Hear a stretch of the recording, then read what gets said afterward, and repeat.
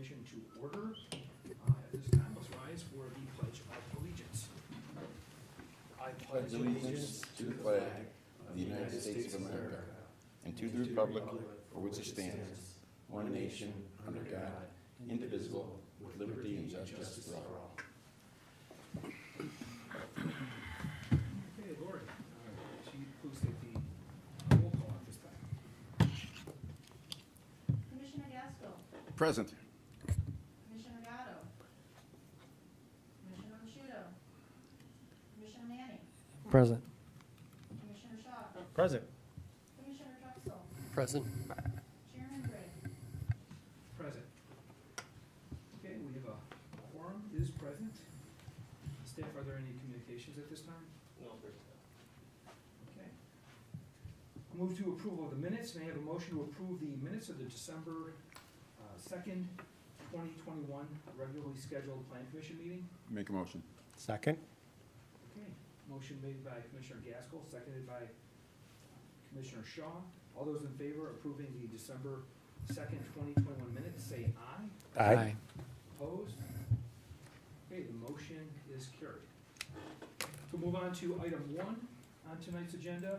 Item 1 is a public hearing to consider recommending that the village board grant the petitioner, Dr. Horton Incorporated Midwest, special use permit for preliminary plan unit development, PUD approval, rezoning from ORI, office and restricted industrial, to R5, low-density residential, and variation for recreational open space for the Oak Ridge subdivision on property located at the southeast corner of Ridgeland Avenue and Oak Forest Avenue. Preliminary plat and preliminary site approval, plan approval are also requested as part of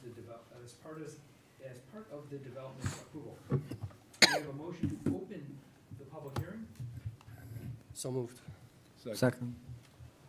I have Commissioner Truxell with the motion, and then seconded by Commissioner Gaskell. All those in favor of opening the public hearing say aye. Aye. Opposed? Okay, the motion is carried. I have received notice that publication was published in the local newspaper, so anyone wishing to speak on this matter will be sworn in to speak after the staff's presentation. So staff, at this time, please present your presentation. Thanks, Chairman.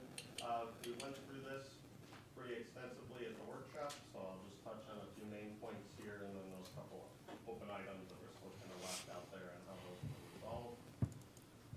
So as you noted, it's Dr. Horton here looking to do the Oak Ridge subdivision. It's a mix of detached single-family homes as well as attached single-family, also known as townhomes. Those are kind of interchangeable, attached single-family and townhomes. Altogether, it's 162 of the townhomes and then 81 detached single-family. This is the kind of the products that you see on your screen that they're looking to do for the detached homes as well as the townhome kind of front elevations there that would be consistent in that development. And then here is that kind of overall site plan and layout of the project that they're looking to do. The existing site, so this is located at the former Panduit headquarter property, which they occupied since 1955. Panduit headquarters was there until 2010 when they moved to their current corporate headquarters off of I-80 and 80th Avenue. So this property's been in kind of transition since that 2010 date. They demolished a portion of the previous building. There was some previous vacant land, and then the original Panduit kind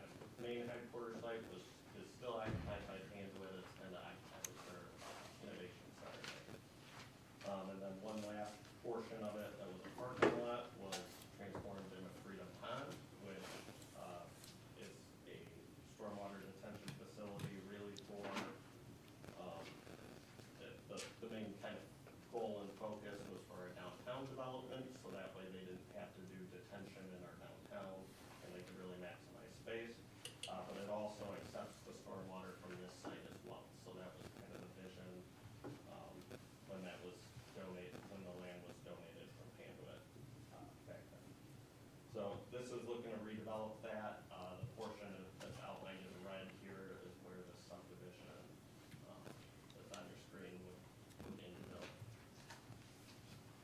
The zoning of the site is currently ORI, and that's really kind of been what it's been zoned for a long time, and really just the nature of what Panduit was and how they operated the site is kind of that zoning. To the west, though, is residential. There's multifamily apartments to the west of this, as well as single-family homes. To the north of this is the Metro train tracks, and then there's a forest preserve that's zoned R4. On the other side, there are parks on the other side of the railroad tracks, zoned R4. And then to the south of this is also single-family homes zoned R2, as well as some multifamily also zoned R6. So, and then to the east of this is the forest preserve, the Cook County Forest Preserve District. So kind of surrounded by mostly residential out there, and then really not great access when you think about any type of commercial or even office. In 1955, this might have been fine for Panduit, but they try to market it for kind of that zoning without really much luck. So that's kind of why the village is really seeing this as a likely residential area or transforming into a residential area. And that was also covered in the TIP district that really led to the Freedom Ponds and covers this area. This was always envisioned as a likely residential redevelopment.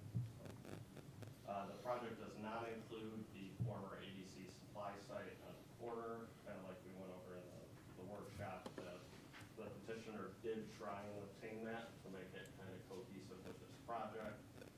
Wasn't able to work out a deal on that property, but still has planned for it in terms of utilities, road connections, walkway connections, and things like that. So whether they end up redeveloping it or somebody in the future comes and wants to do townhomes or family or single family, they kind of have that road network in place to make those connections.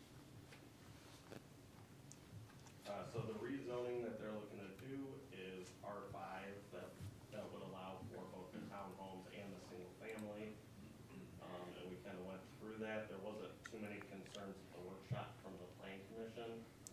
The R5 is a little unique for the detached single family homes, but we control for kind of some of that increased density through some of the additional regulations, like reduced driveway widths, as well as an increased lot coverage percentages. So they're not significantly smaller lots than the R4 zoning, but they are slightly smaller. So we wanted to make sure that didn't cause some negative spillover effect. We also kind of note that detached single family area has to remain a single family detached homes. So somebody couldn't combine lots and then build a townhouse there by right. So we kind of control for those types of factors within the PUD regulations that they're proposing. As we said, proposed use here, detached homes, townhomes. There's a 3-acre public park that they're looking to donate. The park district has at least submitted a letter stating that they're willing to accept this, kind of subject to final design and kind of final negotiations on what that park is. It would be a usable public park there, and then there would be some additional open space as well in terms of the seating area for the townhomes, some public pathways that would connect through the site. One of the open items was a project schedule, just trying to get an idea of how this would progress along. Kind of final approval and site work would happen in 2022, and so that would be about a year, and then finishing and building the homes about a year after that, so in 2023, and then they look for about a 3 to 4 year sales program full build out of the site. Obviously, that's market driven. It can be shorter, and I think everybody hopes that's the case. But obviously, it's market driven, so it could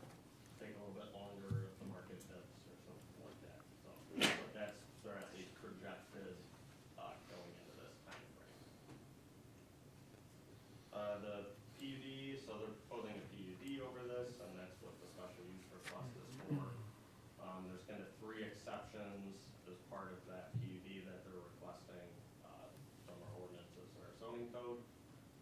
The first one being that there's no first floor rear brick or masonry on the townhome. They propose partially on the sides and then covering the fronts to a high degree, but on the backs they look to basically keep the vinyl siding going down, primarily because they're the rear of the townhomes and they're highly dominant with the garages already. With that being said, there was a note as part of the workshop that there could maybe be damage to this siding and that maybe brick was a better material for that. They still believe that it's best for them to use vinyl in this. Some of it's cost, but I think some of it too is just the ease of continuing siding in small areas.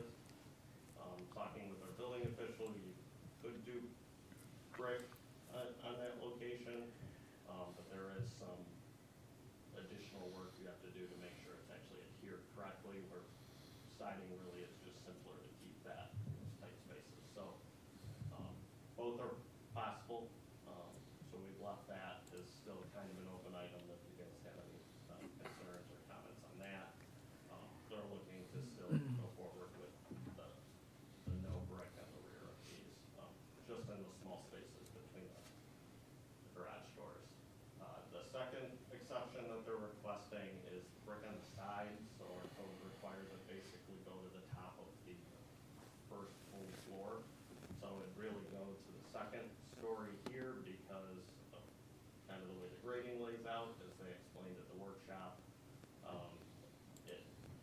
It would even be a little different than this depiction here, where the fronts are gonna be kind of a half story, and then it kind of drops off in the back to where you have a full story in the garage you can pull in. So if you went off this depiction, you'd be driving probably into the top of the garage in the back, so, but it'll actually have a kind of final grade difference there at the end. So, at the meeting, most of the plan commission said they didn't mind this, especially with the trade-off of having some additional brick in the front, on those front facades that are really prominent and, face towards all the public streets within this development.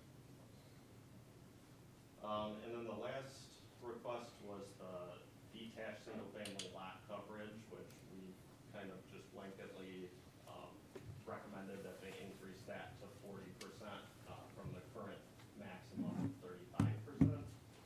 And that was really because there is really only one model that would go over 35%. But instead of doing it just for certain lots and a certain model, we wanted to build in a little bit of flexibility for future property owners if they wanted to do an addition, and accessory structures like sheds or gazebos, those count as part of that lot coverage. So we wanted to build in some flexibility there to ensure all these lots could have those types of things. So, and again, and there wasn't too many concerns with that request as part of the PUD. We did include, again, like I said, a number of restrictions that are part of this, and those are really to kind of control, mostly kind of increased density in the detached single-family neighborhood.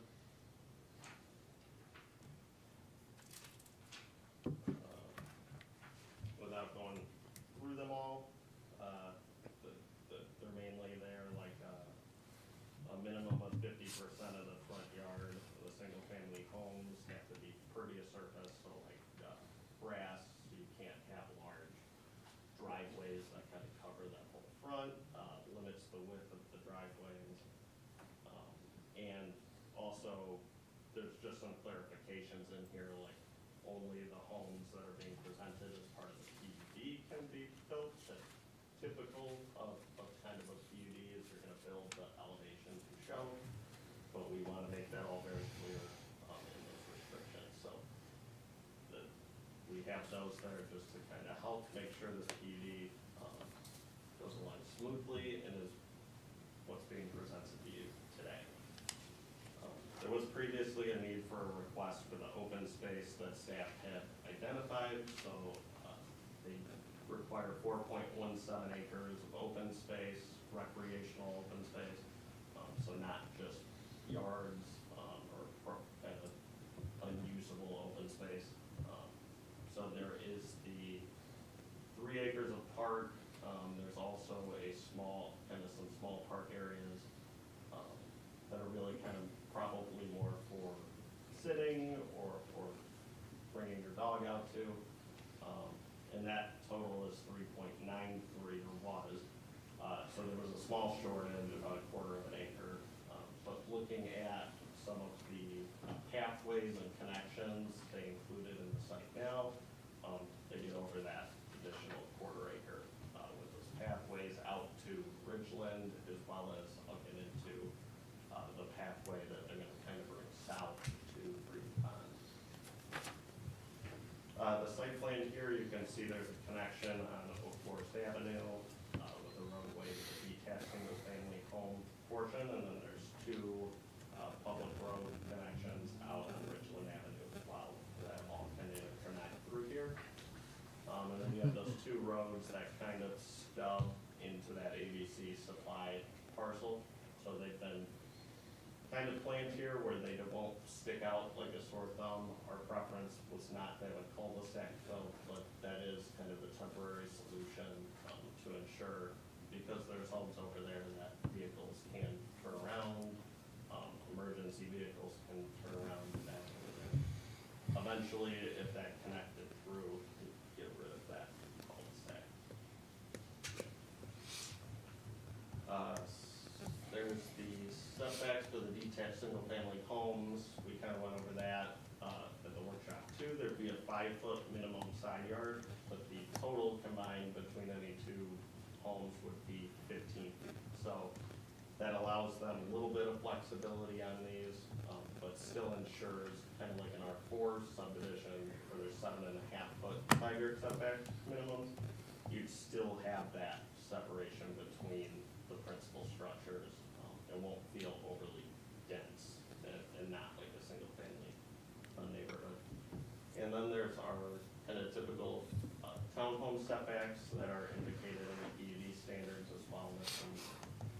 There, staff's recommended a special service area be put over this development, and that really is kind of a protection that if the HOA goes under, if an association doesn't do what they're required to maintain out here, or the developer doesn't, there could basically be a special tax, where if they're not paying association dues to do that, the village could go in and do landscaping, stormwater, utilities, whatever we need to do to ensure it meets the standards here in the PUD. Sidewalks, so there's public sidewalks to specifications, all internal to this site, but there are the sidewalks that would typically be required along Oak Forest Avenue and then Richland. The village is already pretty deep with planning with Cook County along Richland. They have a multi-use path. They're doing some significant upgrades there to the roadway, utilities, putting in curbs, putting in that path. So it is a requirement of this development to pay for their kind of portion of that sidewalk there, as well as Oak Forest Avenue, which will have some changes with the county as well. So our recommendation was basically a cash in lieu payment, as opposed to trying to coordinate all of these parties and work, and then also going back, that money then can kind of go to our public works and engineer to figure out how that can kind of best be utilized with that project. And one of the hopes is that potentially there wasn't going to be a connection from the roadway that connects on Oak Forest Avenue south to like across the ABC supply parcel, which is actually the most kind of crucial sidewalk portion that could get people west to the downtown, or to a sidewalk along Ridgeland, take them to Tinley Park High School or wherever they wanted to go. And with this developer, they weren't really going to be able to do work that wasn't adjacent adjacent to their development, so they couldn't really do that ABC portion of the sidewalk, but the village potentially can add that as part of this project. So hopefully that'll be where we can get that money to go, and work on that overall sidewalk connections out there. So there was no concerns with that, and it seemed like the commission was on board with it.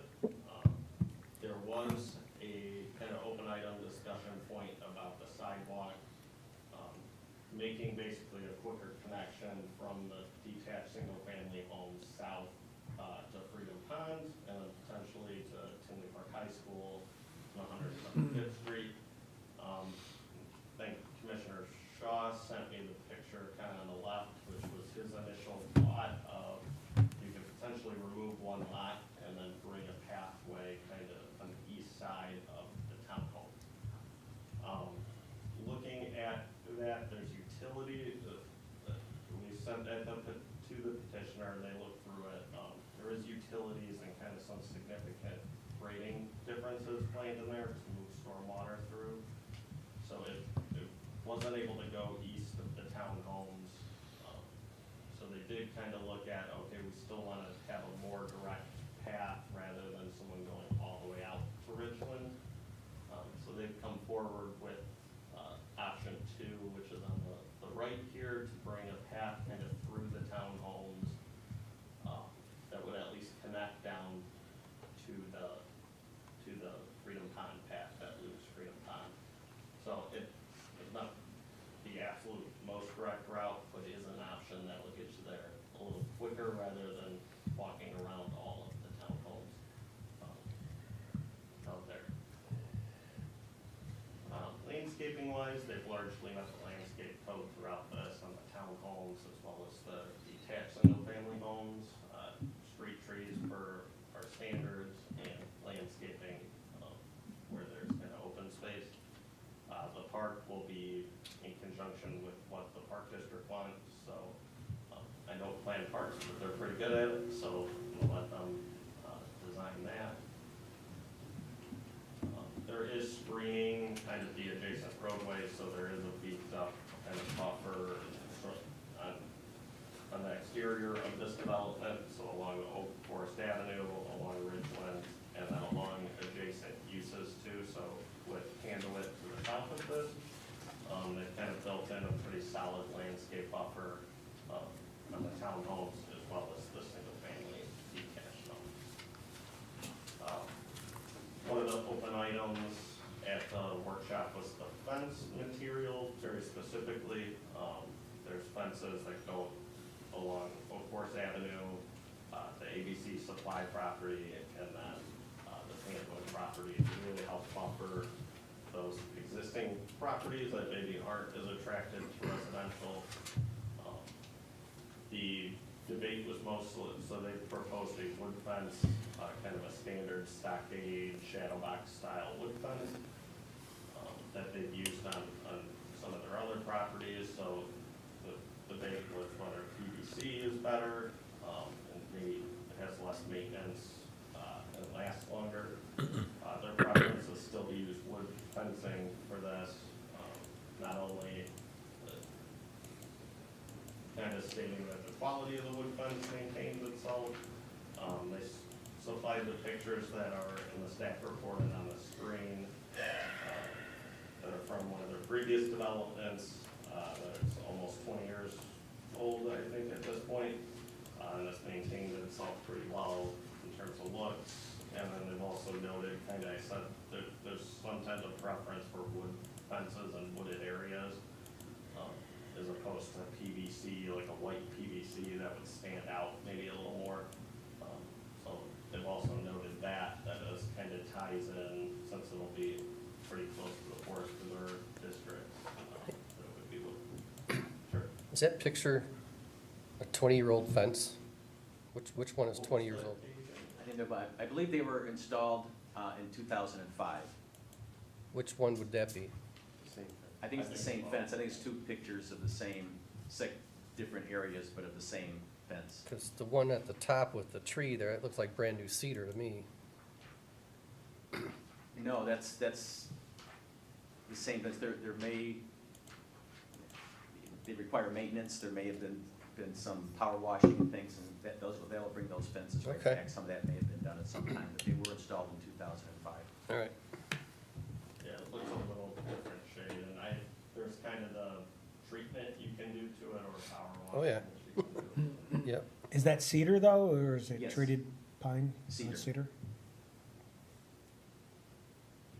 So they proposed that, certainly still an open item for discussion though, if it sways your votes, if you have a significant concern, you can certainly bring it up, but the petitioner is still wish to kind of push forward with the wood fence for this development. Architectural wise, we went through this, I don't think anybody had too many concerns. And it's typical single-family homes, but fairly nice, with brick and stone along the first floors of the detached homes, on all four sides. And then, the architecture of the townhomes, Dr. Horton worked on this pretty early on, to make sure it was an attractive, front facade, since this is gonna be replicated, and fairly visible, especially along Richland.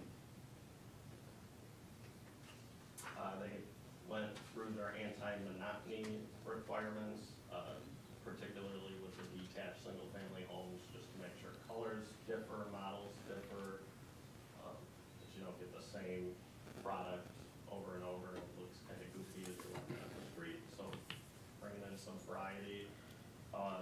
The petitioner also kind of went through the key lots as well, indicating that these are kind of the most visible ones that will be in this development.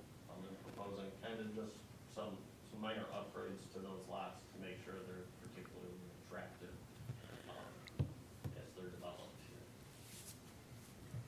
Parking wise was an open item. Most detached is fairly basic on-street parking, regular with driveways and linked driveways, so not too many concerns there. With the townhome area, staff did kind of call out that it's a little unique because there is some on-street parking there, but if you have an event or something, you really only have maybe 4 parking spots at your townhome, and then some people have to walk a decent distance away to get gas. Is there parking allowed on Ridgeland currently? There is not currently in the plans for the reconstruction, did not include that either, I don't think, just because of needs and location. Yep. So how about on Longford Drive or some of the other streets within the subdivision? Yes, There'll be within street this parking? subdivision, there will be on-street parking. Okay, because if you look at the group of townhomes towards the right, I guess that would be east. I mean, their only option for guests would be along Rose Common Road, other than in their driveway. So, it's kind of a walk for those people or their visitors, Correct, and the ones that are in front of Richland there. Correct. There's no parking there, so it would be a little bit of a walk away. Parking's kind of one of those things where I don't love over parking things, but we want to make sure you don't cause problems. So So they would have to probably park around the block or maybe more away if they had a party. yeah, it could be interesting at Christmas time, right?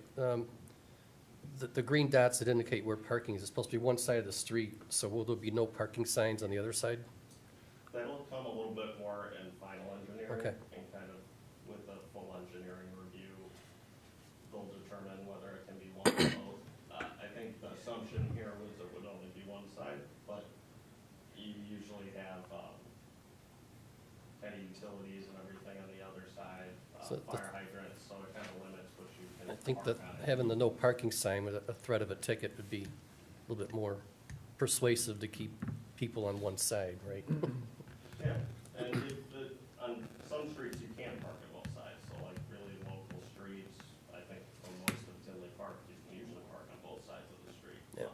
And some people don't like it because it feels tight, but it really actually works as a traffic calming measure too. So it slows them down, so All right. it works both ways, it's like, feels tight, but that probably slows you down. I'll leave that up to our Okay. engineering department to determine what they think is the right traffic standard. Thank you.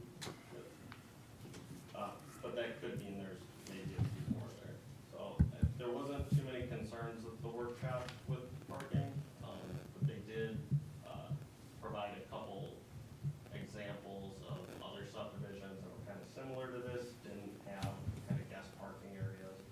One was in Elgin, there is a parking area, if you look at this kind of south end of this, but that's actually for the model townhomes, I'm assuming, and not a permanent parking lot there. And so this was a subdivision, at least in the aerial, that's still under construction. I'm not sure where they're at today, but kind of shows you a similar setup with streets and without kind of guest parking, dedicated separate stalls up there. And then in Cambridge Grove, at Cambridge Lakes, a little more denser development, but had no kind of dedicated guest parking, and not any kind of significant traffic issues that they've seen out there. I checked on Google, I appreciate the link, I checked on Google, didn't have time going up to Elgin or Pingree, I mean, they're pretty far up there Yeah, north. they're both kind of. But none of the areas I looked at showed cars like lined up or spilling out over anything, so I do appreciate the links, those did help illustrate, for sure. Yeah, and the parking's always one of those tough ones, like you don't want to develop something that causes problems. On the other hand, if you ask for too much, then you kind of lose some value within what that space really is. And it causes a lot of other costs that trickle down. Signage wise, so they will have the larger monument sign will be along Oak Forest Avenue, kind of their main entrance sign there, and then along Ridgeland, we'll have two of the smaller ones, one at each entrance, along Ridgeland near the townhome. So matching, but a little different based on the size and the area that they have to place those signs. And then lastly is just kind of the open items with engineering and plan approvals. They revised the preliminary plat, that was in your packets today, but we still have kind of final engineering, final PUD, final plat approval that would come back before you guys, once those details are worked out, but it will largely meet, what the preliminary PUD is before you guys today. So that's all I have. I think Jim Truesdale is here from, representing Dr. Horton. If you guys have any questions, or can present. Jim, did you want to present anything? I know you presented last time at the workshop. Do you have anything to add? If you do, please approach the lectern and state your name, and then I will swear you in. Okay, sure. It's loud. Okay, I'll stand back. Yeah, my name is James Truesdell, 1335 East Kennedy Drive, Streamwood, Illinois. Okay, Jim, do you swear or affirm that the evidence that you are about to give will be the truth, the whole truth, and nothing but the truth? I do. Okay, proceed. Okay, thank you. Thank you. It's nice to be here again tonight. We appreciate all the hard work the commissioners are putting into this and the staff is putting into this. So, yeah, I think we've done a good job of working together to create the plan the way it's finally turned out. It's evolved quite a bit along this process from when we first started with the staff, probably back in the spring until today. So it's been a lot of work put together, so we appreciate what everybody's done. Just a little bit for the record, I know some of this I went through last time since it's the public hearing. Just, again, a little bit about who Dr. Horton is. Dr. Horton is it's the largest home builder by volume in the United States, and it has been for 19 consecutive years. It's founded in 1978. Currently operates in 98 markets in 31 states throughout the country. Develops a range of for-sale residential homes, and has been building in Chicago for over 50 years. So they know the market well, have the ability to do these kind of projects, have done many of them throughout the Chicago market. And then a little bit, just touch on as far as the market itself. One of the things we did have done that you had in your packet was a summary report of the market studies we had done looking at this site. And basically, just to quote a few things out of there, it was very positive on this site in Tinley Park for this type of community. They basically indicated it was well located in the eastern portion of Tinley Park, near the primary shopping corridor, which is within a mile to the west of the property, close to the Tinley Park Metro Station. They also indicated, interestingly, that new home development activity in the southwest suburbs has somewhat lagged through some of the other areas within the Chicago market, and because of that, it's created quite a pent-up demand here. And a lot of it is largely because there just isn't the land right here that you see when you go further southwest or northwest. But it's a place people want to be, and there's not a lot of new housing available. So they felt there was a strong pent-up demand for new homes in this market. In terms of the single-family homes, they recommended the product mix to be targeted towards young and move-up families who are seeking a new home in an established, mature housing market, as well as active adult buyers who are seeking single-family living. So we tried to get this project a nice cross-section with the ranches and the single families, so that'll be a strong attraction for the move-down, older market, empty nesters that want to stay in the community, stay in the area. The kids are gone. They don't want stairs. So we feel this hits that market very well per the report.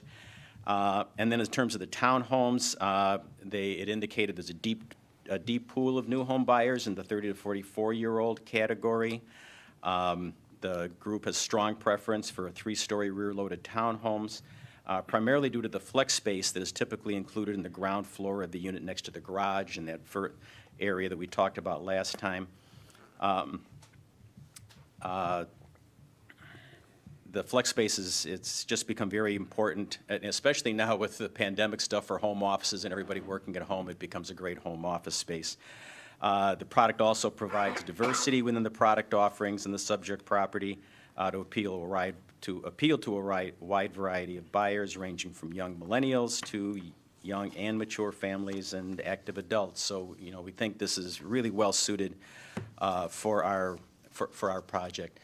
I think Dan did a really good job of covering everything else. We tried to address issues that came up last time. I'll just touch a little bit more, kind of coming back to what Dan was saying on there was one of the comment, I know, a concern on the brick on the first floor in the rear. We really would prefer to keep that vinyl. It's not really just a cost issue of putting the brick in. You don't get a lot of value for that because it's just a small area of brick on each side of the garage doors. It's in the back of the building. It's more difficult. The installation becomes more difficult.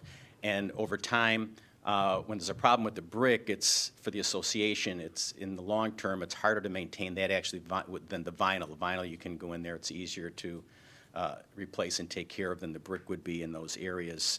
And that's one of the important things in a townhome community like this, is the long-term maintenance and keeping those costs down for the property owners, which is another reason one of the questions came up on do we consider like a hardy board or some product like that versus vinyl siding. And we really want to keep it as a vinyl siding. Again, not so much the initial cost factor, although that's certainly always a factor, but just long-term maintenance, like a hardy board or an LP Smart Side, which is used quite a bit now, which is a product that's of the hardy board nature, but it's an engineered wood product that you do see. But you don't see it much in the townhomes because it still requires the maintenance. It has to be painted, it has to be caulked, and all those things over time, where the vinyl siding, over the long haul, it keeps those maintenance costs down. And I think in the long run, it'll be a better looking building because it's easier to maintain and more cost effective to maintain. So that being said, I think Dan covered everything else pretty well in his report, and we're just here to respond to any questions that you may have or anyone from the public may have here tonight. Thank you, Jim. I'm going to ask our commissioners for their comments, Okay. and I appreciate your time. Thank you. We're beginning with Commissioner Manning. Any comments? No comments from me. Commissioner Shaw? Sure. Let me just start off real quick. Overall, very positive. I think it looks like it's a really good development. On the walk path, Yes. that you described there, I couldn't really tell entirely from this, but it looks as though that walk path is separated from the walk path to the entries. Is that correct? To the entries for the units. Yes, it is shown that way. We've actually debated when we go into final, we're probably gonna play with how that's done. Because right now, it is kind of two walks next to Right. each other. We may want to combine those, and that's something a detail we thought we could work out with staff and when we come back here at final plan. But right now, the way it's drawn, it's kind of duplicated, and we might want to try to combine those. So that's exactly what I was thinking. Okay, It loooks like a two-way highway or something. Yeah. Personally, if I've lived in a townhome before, and I see the pros and cons. You don't necessarily want that walk path in front of your door to be a pass-through. You want it Yeah. to be the end. So I appreciate the effort you guys have made on it, and, just conceptually, I'm sure you guys will work it out. Okay. To be honest, while I do think the walk path is important, if it came down to it, I would prefer it not being there as opposed to walking in front of, that being okay. the entrance to someone's house. Okay. I don't know. I'm sure you guys will figure it out. It's not a make or break point Okay. for me. So I appreciate you guys putting in the effort there. Maybe you could buffer them from landscaping or what have you. Okay. And from the picture, it looks like there's a stub off of Ridgeland that connects to the path as well. That's what we were proposing could be done, just also, as another way, just for somebody coming up Ridgeland, they can have a little link that would get them right in there, so.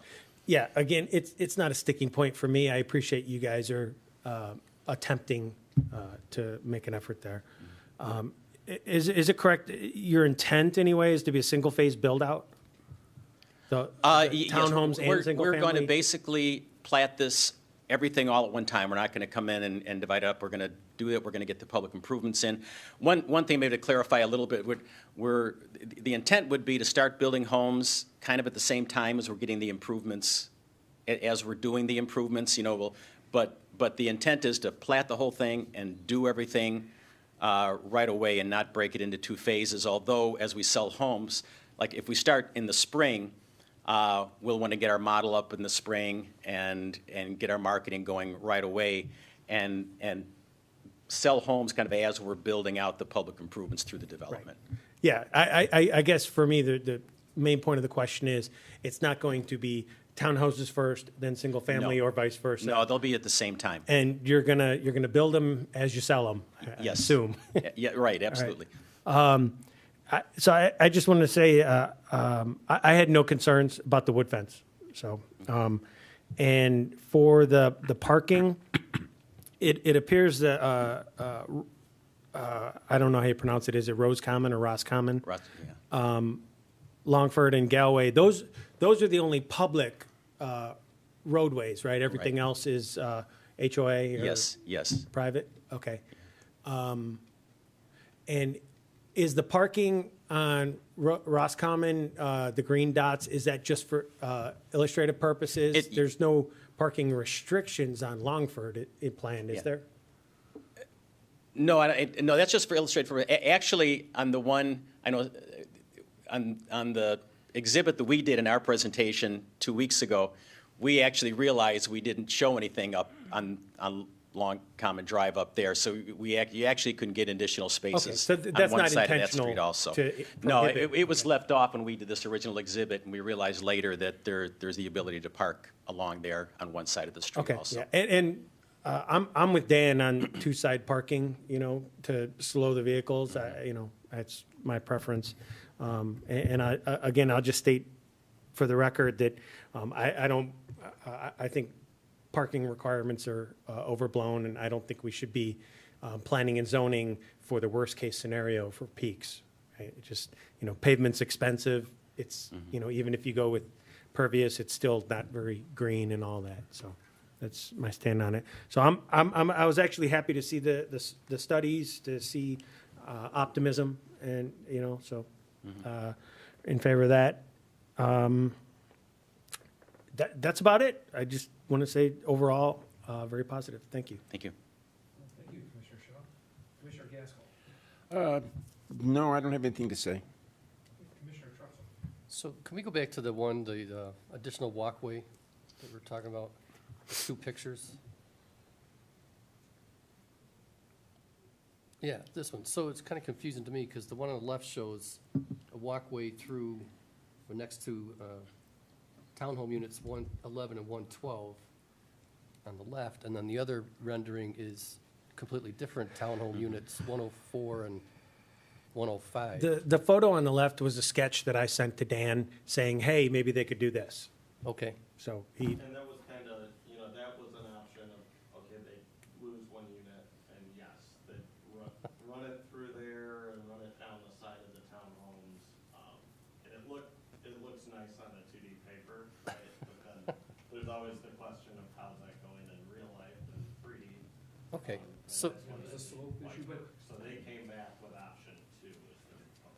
so that first picture though shows the home units and the northeast portion of those townhomes. townhomes, right. And then this is that very southern, Yeah, that abuts the Freedom Pond on the bigger map. It's hard to see. Right. because Yeah. there's a piece that's of right. the I was map. going back to, this. Yeah, it's kind of showing two different sections, yeah.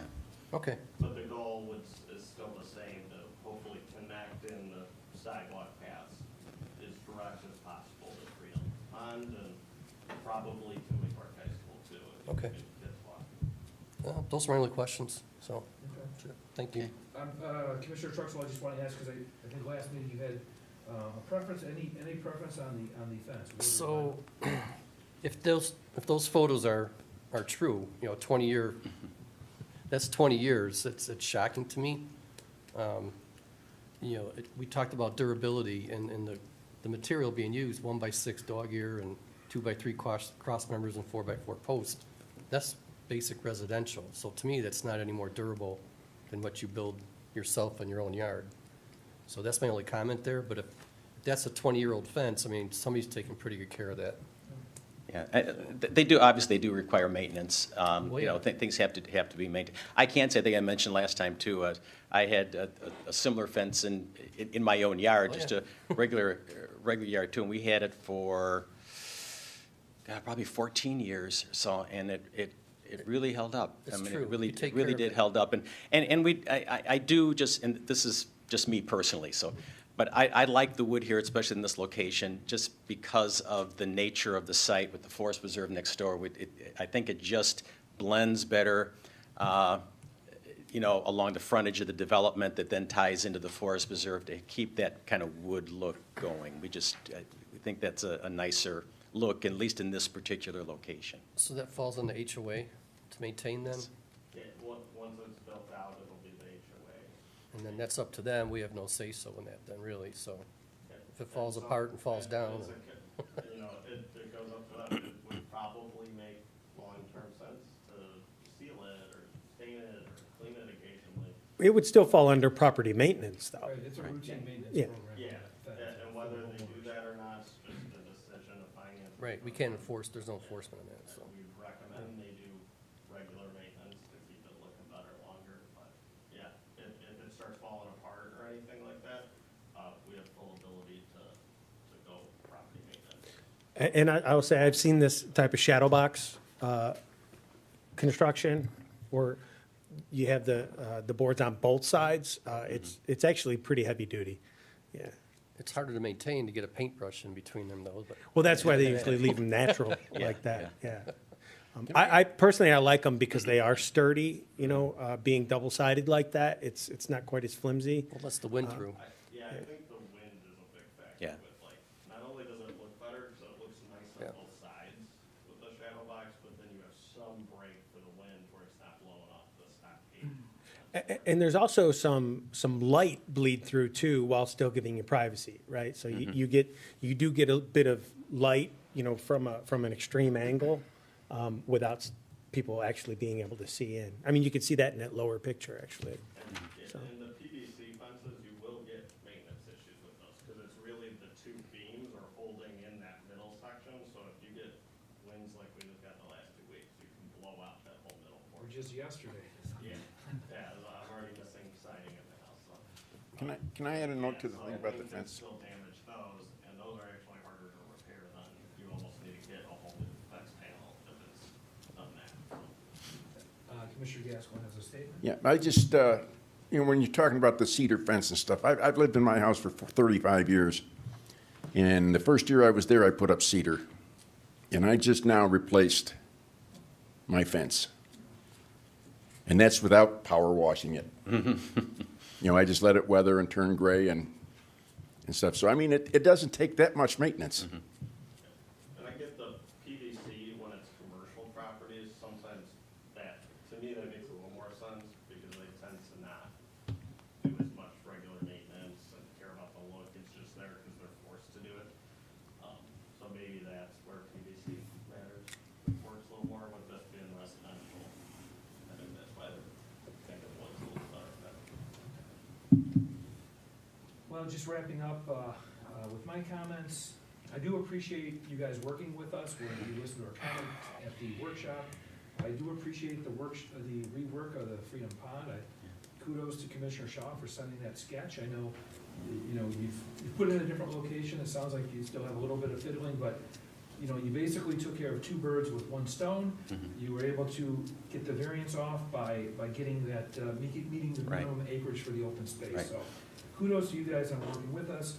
I did appreciate the parking lot links. I wasn't able to go out there, but I did go on Google, and I could see these things were built about 3-4 years ago, something, depending on where you're looking at it. That one was done in stages. And I never saw spillage of cars on Google Earth Maps on any of those.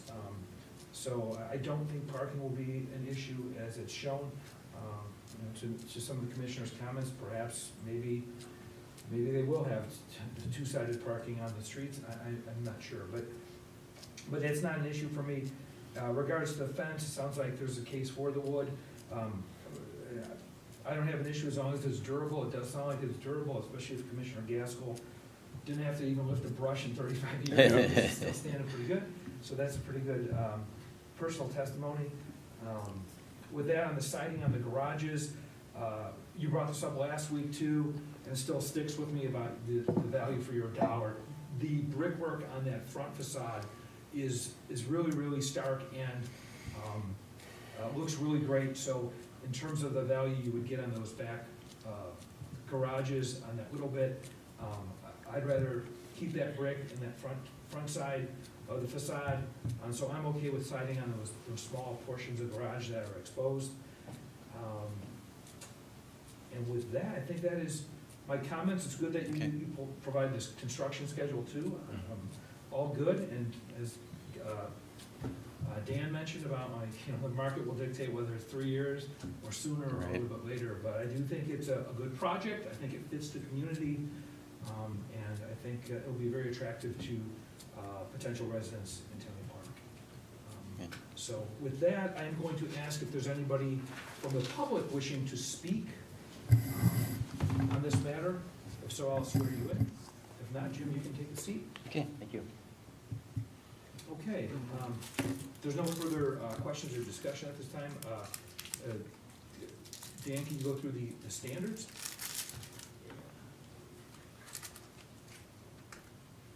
I won't go through each one. They're basically the rezoning standards, and these aren't even in our zoning code, but they're kind of typical of the cell standards used just. Actually, Dan, I'm gonna pump the brakes here. I should have closed the public hearing. I wanna close the public hearing before we get to the standards. So if I could get a motion to close the public hearing. Make a motion. And a second? Second? Okay, motion made by Commissioner Gaskell, seconded by Commissioner Shaw. All those in favor of closing the public hearing, say aye. Aye. Opposed?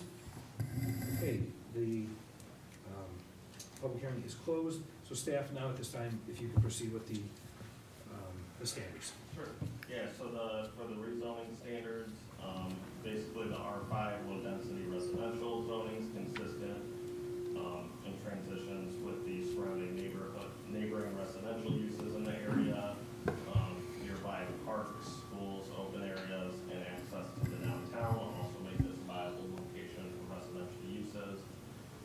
Limited access and visibility makes future commercial and office development unlikely. There's also a gain to the public that development includes new housing in the area without hasn't had new residential construction for sale in many years, and that this also benefits the public just by generally generating new property tax for the vacant site currently. Has very minimal tax benefits. There's also a strong demand for housing in the area, and the development has a mix of housing types and, types and designs and styles for various different types of homeowners.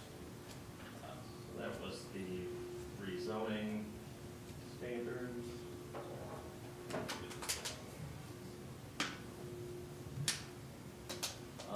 The standards for a special use is really with the PUD, and that's just generally that there is a danger to the public, that there is residential housing kind of surrounds this development, and it'll tie in, that the utilities, the drainage, and all that's being planned for or existing, and that there's been adequate planning and measures for ingress and egress of both vehicle and pedestrian traffic, and that other than the PUD and the zoning, this will conform with all other codes such as the building code and subdivision code. And that this is generally a benefit again to the village due to the increased property tax base, as well as having additional residents in the area help support downtown and surrounding businesses in the area. There's the standards for a PUD, which I won't go through, and we don't have specific standard responses for these. The point is they have to meet these, and that they're just part of the review of the PUD. And then there's also the standards for our site plan and architectural approvals that are in your packet. Similarly, what you guys consider when you're reviewing these. That's all I have. And for the motions, when you guys get to those, particularly with the second one, I recommend you read the screen and not all of the, just so you don't have to read all of the conditions, and it summarizes a little better. Okay, thank you, Dan. We have three motions tonight. So may I have the first motion for map amendment / rezoning? Mr. Chairman, I'll make a motion. Wow, so I turned up loud. I'd like to make a motion to recommend that the village board grant the petitioner, Dr. Horton, Inc., Midwest, a map amendment rezoning of the property generally located at the southeast corner of Ridgeland Avenue and Oak Forest Avenue, excluding 17201 Ridgeland Avenue, from the existing ORI Office and Restricted Industrial Zoning District to the R5 Low-Density Residential Zoning District, and adopt the findings of fact as proposed in the December 16, 2021 staff report. Do I have a second? Second. Okay, so I have a motion made by Commissioner Shaw, seconded by Commissioner Truxell. Lori, may I have a roll call at this time? Commissioner Gaskell? Yes. Commissioner Manny? Yes. Commissioner Shaw? Yes. Commissioner Truxell? Yes. Chairman Gray? Yes. Okay, the motion is carried. Now may I have a motion, number 2, for special use for preliminary PUD approval? I'll make a motion to recommend that the village board grant a special use permit to the petitioner, Dr. Horton, Inc., Midwest, for preliminary plan unit development approval for the Oak Ridge subdivision located at the southwest corner of Ridgeland Avenue and Oak Forest Avenue, excluding 17201 Ridgeland Avenue, to be zoned R5 low-density residential and developed with 81 detached single-family and 162 attached single-family units in accordance with all plans documents submitted and listed herein, adopt the findings of facts as proposed and subject to the 7 recommended conditions as listed in the December 16, 2021 staff report. Do I hear a second? I second it. Okay, motion made by Commissioner Manny, seconded by Commissioner Truxell. Lori, may I have a roll call? Commissioner Gaskell? Yes. Commissioner Manning, Yes. Commissioner Shaw, Yes. Commissioner Truxell, Yes. Chairman Gray. Yes. Okay, the motion is carried. Move to motion 3. Now may I have a motion number 3 for the preliminary PUD plat? I make a motion to recommend that the village board grant approval to the petitioner, Dr. Horton Incorporated Midwest, preliminary PUD plat approval for the Oak Ridge subdivision in accordance with the preliminary plat submitted, dated December 7th, 2021, subject to the condition that the approval is subject to the review and approval by the village engineer and village attorney. Do I hear a second? Second? Okay, motion made by Commissioner Truxell, seconded by Commissioner Shaw. Lori, could I have a roll call? Commissioner Gaskell, Yes. Commissioner Manning, Yes. Commissioner Shaw, Yes. Commissioner Truxell, Yep. Chairman Gray. Yes. Okay, this motion is carried. So this item will go to the village board. Dan, would this be on Tuesday, January 4th, 2022? Okay, so Next year. of next year, so Jim, let your client know, January 4th, 2022, if you could be present for the village board on their behalf. Okay, I'll well, follow up with you on that. Okay, yeah. Well, thank you for your time, and thank you. have a happy holidays and a good new year, too. Okay, So. same to you. Thank you very much. Good night. Good night. Okay, at this time, we'll move on to item 2 on tonight's agenda. Chairman, really quick. Sure. Yeah, are there the buttons up there? I think we might be muted, actually. Are you muted? Okay, yes, there are buttons up here, but there is 4, right? So, right? But I think. No, it was all blue. It's turned on. All.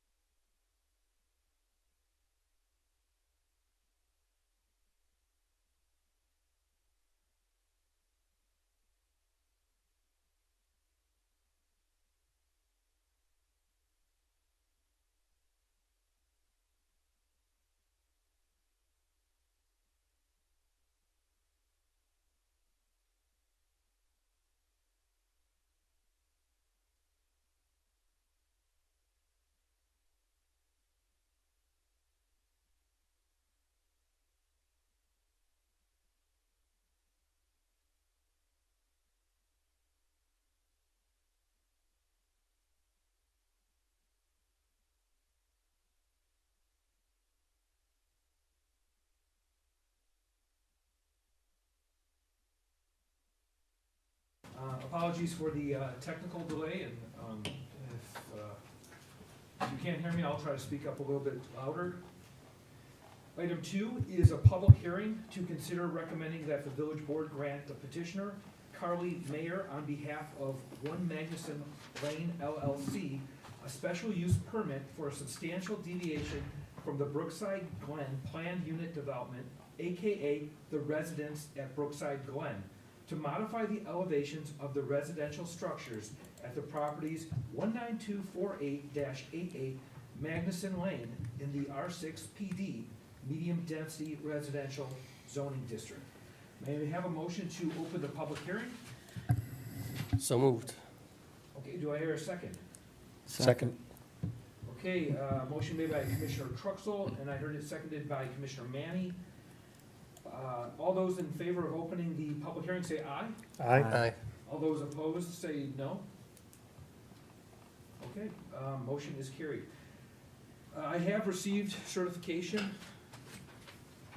of the public hearing being published in the local newspaper. Anyone wishing to speak on this matter will be sworn in to speak, but after the staff's presentation. So at this time, staff, if you could proceed with your presentation. Thank you, Chairman. So, we are here for residents of Brookside Glen, Magnuson Apartments, for a substantial deviation to land unit development. Bit of quick history, just to go over, Brookside Glen PUD, is an older PUD, dating from, I believe, 1990, 828 acres. The subject site is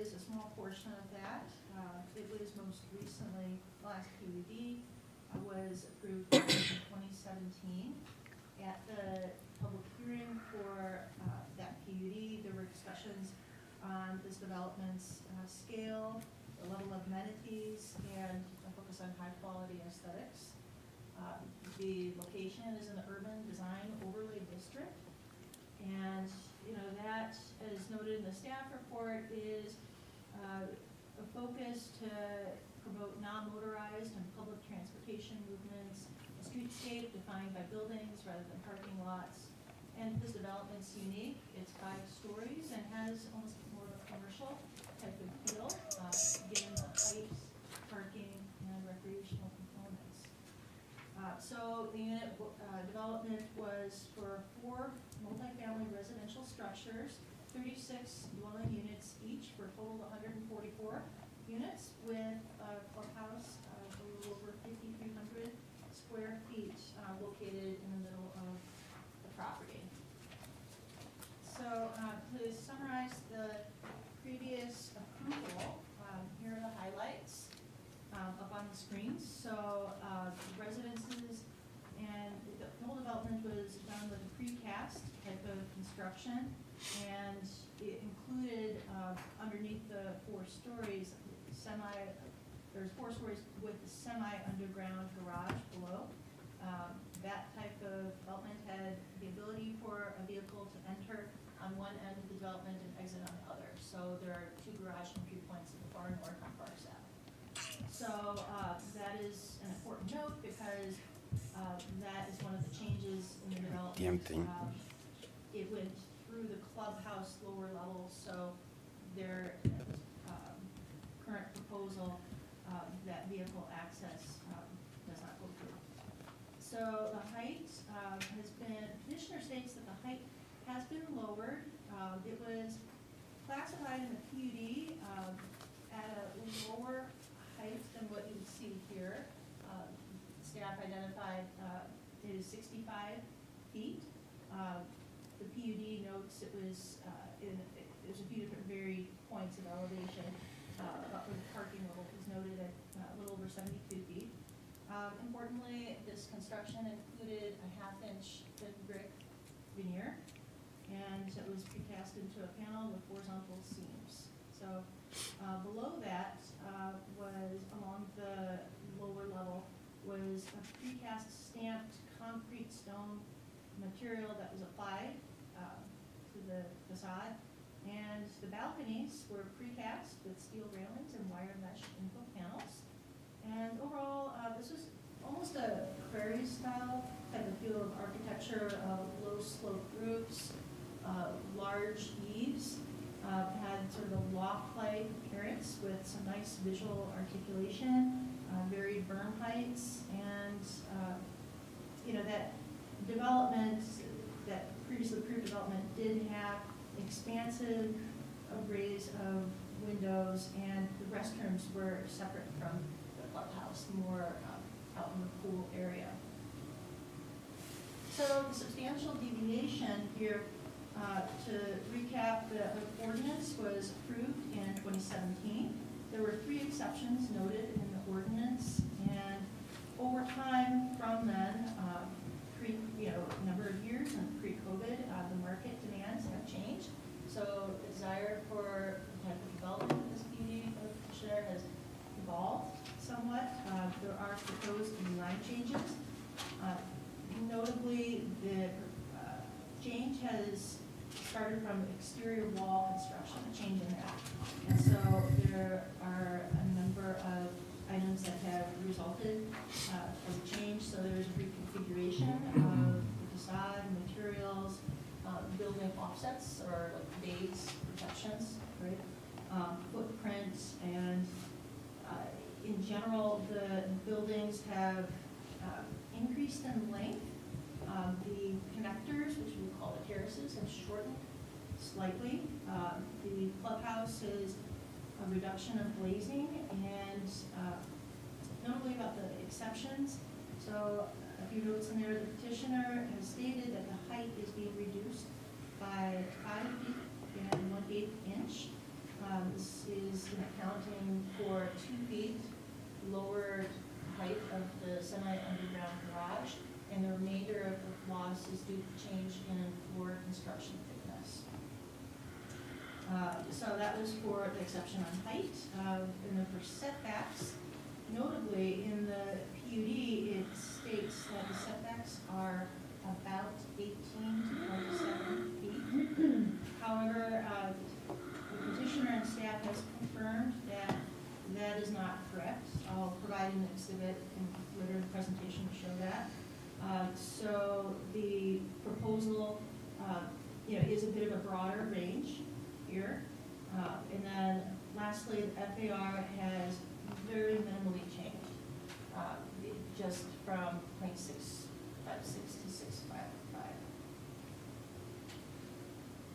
Okay, so this is the previously approved site plan. And on it, I've just highlighted in red a couple of the key points. There really aren't that many changes per se to the site plan. It still keeps the same layout and look. I highlighted in the left, in the previously approved site plan, it was very hard to see even in the previously approved land banking plan, which is basically identical to the site plan. The stalls were very faint and hard to see, but that is the location to the south of the site. And so in the new site plan, that's more defined, more visually observed. And then there was also in the site plan, in the upper right, there's a list of amenities. They had noted there's a residential seating area that was provided. And then there's also in here in the center, I've shown the passenger drop-off area. So they added an ADA space. They refined that passenger loading space. They removed the trash enclosures to brought those indoors. They added an 8th pergola. So there were terrace pergola. There were 7 before, so they added an 8th one at the far north, flanking terrace. And they basically, again, kept a lot of the plan the same. There was a slight increase in distance to the new townhome. I noted that on the south, you can see there's an arrow. It was reduced by 1'3". Also at the far north, on the other side, the dog park was reduced by just over 20 feet. And in the new plan, you should see here, all of these changes are shown here accordingly. One other small note of point, the transformer pads and the gas meters that counted in night core handle the applicant, which will be working with them to get whatever screening that they will allow for those items on the site. And so these are just 2 quick slides that show garage, to kind of give a feeling like this is a continuous type of development, with the exception that the clubhouse lower level takes up that central space. So, the whole development, it's all one and connected, but the clubhouse does break it up as its own visual element, or own element. So this is an exhibit that was not in the staff report, but staff felt it would be helpful to understand with the setbacks. So in here, we have the 4 buildings with the clubhouse, and you can see that there's minimums and maximums from what was approved, per the drawings in PUD versus what is proposed. And one big difference is that now the petitioner is counting them from the piers, so from the front setback line to the residential canopy piers. So that is why a lot of them are over 9 feet, whereas it was much greater before. And then for the maximum, that is where there is some inconsistencies, or PUD is not correctly showing the true maximums is drawn on the PUD drawing. So, for example, in building 3, previously approved and shown on the drawings as a little over 63 feet. The applicant stated in that particular building, that maximum setback is 69'11". Staff does note, though, that was provided from the applicant, that dimension does have a line showing it, but it's, the number itself is missing from the line. But it does appear to be, 63. I'm sorry, 69 feet 11 Okay. is the proposed. If you look at the drawings they provided, it's not noted there, but you'll see a dimension line that's showing where it is. So it's at the south edge of building 3, where the building is angled from the property line. Okay, so these are the beginning of the different elements of the proposed changes. I try not to, this project does have a lot of detail, right? And I don't want to belabor it too much, but I do want to kind of catch, hopefully the most important, give enough time for the most important items. So first and foremost, the construction type of the exterior walls with the facade, it is primarily a 4-inch brick veneer anchored to the steel studded wall backup. There are parts of the development that have a 1/2-inch thin veneer that is adhered, and there are parts that have a natural stone veneer.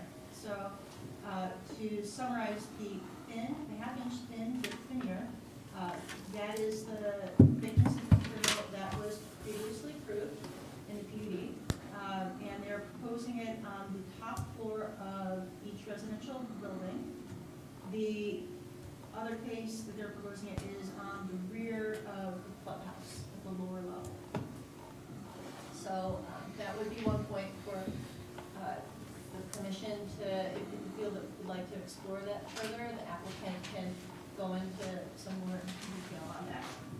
And then I already talked about the heights, the lengths, the setbacks, the FAR. Architecturally, so the modified footprint was a result really from the change in the construction type. So the building became a little longer. They also adjusted the unit layouts. So some of this was creating a folded workspace and things like that. So that in turn adjusted the building's bays and projections a little bit, as well as the location of the window glazing. And P-Tech, these are the mechanical units that they use there, the doors and balconies, all of that was adjusted. So I've just included here on the right for visual interest, one of the details the architect has provided for the residential east entries. So each residential building, as previously approved, had 2 residential entries per building. And then, of course, the clubhouse had an entry. This is on the street facing east front side. So on that detail, you can see that it has these canopy. It has a canopy with piers covered in brick, and it is a single door with side lights. Sometimes you hear that called the storefront system. It's basically glazing that surrounds the window. The previously approved PUD did have double doors. The applicant has noted that this change has been made per advice they received from the security consultant. Other items, there are now shed-style canopies over 2 garage entries at the far north and south. And the balconies are now they've changed from precast to bolt-on aluminum tube framing with aluminum deck. They note that this is non-combustible, maintenance-free type of construction. In lieu of precast, it's lighter. It's not noted in the report, but the applicant has mentioned to staff in the past that it will be powder-coated with a dark bronze color, so the commission can clarify that with the applicant. And there is some support by the stone piers, which are shown in some regards on the drawings, although there are some of these piers that are not directly aligned under the, there are more piers, what appear to be piers, than there are balconies on the drawings, and they're not colored in the stone, but the intent is that they are to be. Lastly, mechanical equipment, as I noted, more P-Tech units on the top floor. That's due to them coordinating with the MEP as the project is evolved. And with a 14-foot ceiling height on the top floor, it did require more mechanical components. Also, in these drawings, it's less conceptual as in the previous approval. Again, identifying more of the mechanical needs. Rear clubhouse has rooftop units, as well as mechanicals on the rooftops of the residential. They're not screened, but they're on the back of the property. Okay. So for other site changes, I've noted them here. There's stairs and ramps to the two central terraces. The restrooms were brought from outside of that clubhouse footprint in. There was some reconfiguration of space, but overall, even though the lobby was narrowed, it did provide for a larger package room, more bike room storage, more amenities, a better pedestrian flow. As I noted, trash was moved indoors, and down here below on the screen is the first open item that asks the commission to discuss this overall configuration and if rooftop screening should be required or if it simply is advisable to match the surrounding materials. And then here are the pretty photos. So I've organized them so everything on top is previously approved and everything on the bottom is proposed. So the applicant did provide these color renderings. They look substantially lighter, but that can be clarified with them on what their material sample will look like. And so you can see here, this is street facing. You see the two entries, and you see the transoms that still are shown to give a verticality that counteracts with the low roof, 4-foot eaves. And then this is the rear on the west, so it has a single entry with the canopy. Also, notably, there is stone on this whole first level, and the applicant has proposed the canopy piers to also have the same stone. Previous approval, you'll see there's vertical brick accents. And then this is to the north. So, again, you can see, the two different heights of the roofs. So the street facing in front is to the left, and then this is the other direction, the south. So for the clubhouse, this is one of the biggest changes that staff noted, namely it's due to glazing. So glazing being a term for transparency windows. The overall impact is that there's a reduction of the amount of glazing. Previously there were multiple large expanses, and now they're more visually broken up.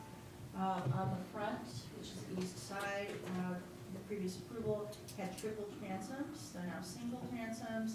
On the rear, there is a loss of glazing at the ends. This is due to stairs being configured in those areas. And on the south, same thing. There was two sets of windows that were lost due to stair configuration.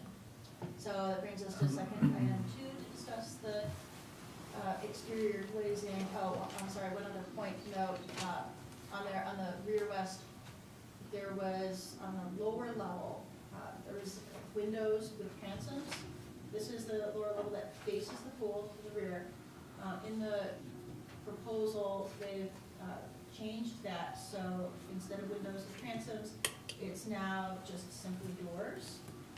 And there's an exhibit I'll get to shortly that explains that transom windows were not possible due to structure and HVAC. So this is the previously approved clubhouse renderings. So you can see the expansive windows. And here is the east side, color elevation, approved at top, proposed below. And here's the west. So, again, you see there's less glazing on the sides of the upper level and it's changed doors on the lower level. And so here's a floor plan that kind of helps explain how that space is currently proposed, is configured. So up at top, that's the west facing the pool. So you can see left is the lower level. That's the fitness center. And on the top is the party room with a new warming kitchen. Other amenities, they have a pet spa and a golf simulator, business center, and lounge.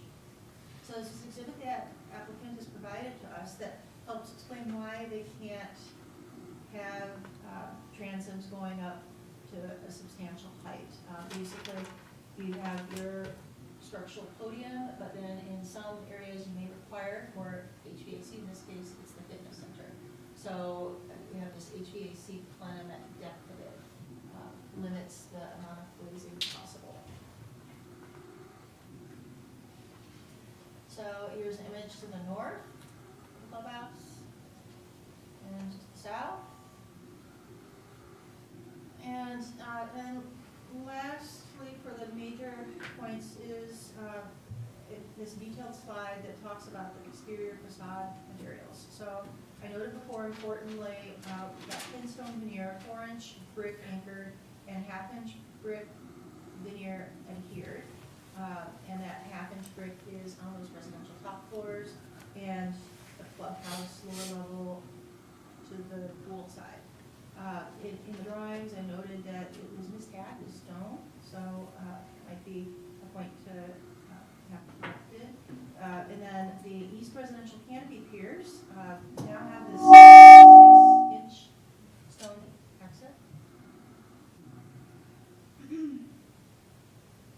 There's a 6-inch stone accent, and the floor plans just have a different description. Steel tube columns, primed and painted, architectural exposed columns surrounded by stone pier with 4-way stone cap. So just a clarification would be needed on that. And as I noted before, the west residential canopy was shown with brick accent. It's not now.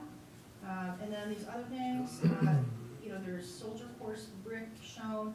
In the previous approval with this separation, there's like it looked like a stone type of, it looked like a continuous cut stone still, which I'm assuming it still is on the front, that separates the upper from the lower level of the clubhouse.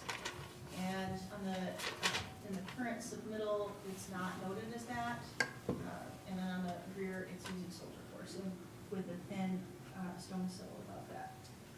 The canopy clubhouse is aluminum, and the clubhouse, for another material, there's up on the rear, behind the rooftop units, is a small display of party board siding. So there's just this little front gable way up high that is behind the rooftop units. And then of course we have some of the mechanicals that are, some were noted that they're going to match materials. The intakes, our clubhouse RTU and residential units don't note that.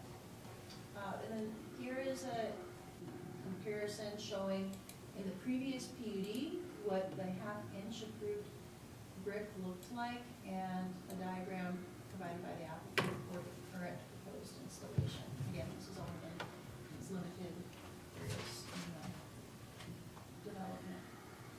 And so this brings to the next three open items to discuss the brick veneer, how they'll match. Staff would like to see if the commission wants to agree with 4-inch and 1/2-inch, one immediately below the other at the poolside level, then we'd like to see that it actually matches. We're talking the same, if possible, the same dye lot, have the materials burned and colored in the same way, same order. that sort of thing. And also with the balconies, you know, we'd like that to be discussed as well. Balcony color, material, if so desired, it's proposed as aluminum. Number 4 is to clarify those canopy pier materials I mentioned before with brick or stone. And number 5, discuss clubhouse materials. Again, talking about these separations between the levels, if we want them to have continuous cut stone sill on both sides or not, or soldier forcing, is okay.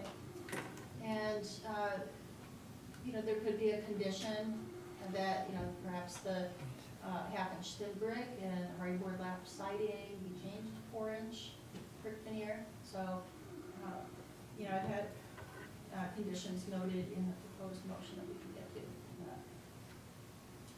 And then the other things are just very minor. Green roofs are going to be a semi-intensive and intensive combination, so they'll provide landscape screening as previously approved. There's the extra terrace pergola. There's still 5 fire pits. There will be the same double grill center with a sink at each of these terrace pergolas. The surface on the terraces will be deck tile with adjustable pedestals. So that was not spec'd out previously. Seating, there is there's loss of the common seating area, and very minor. There's 2 tables less than what was currently, or sorry, that was previously approved. So from 20 tables to 8. That's a minor open item. Then the banners are now freestanding. Previously, they had the display was that they were sort of nestled in between these within these stone walls, sort of niched in. They're freestanding now. And parking, it remains the same overall count. So there's 363 for land banking, but when the land bank comes in, you lose 3 spaces. So previous approval was 360.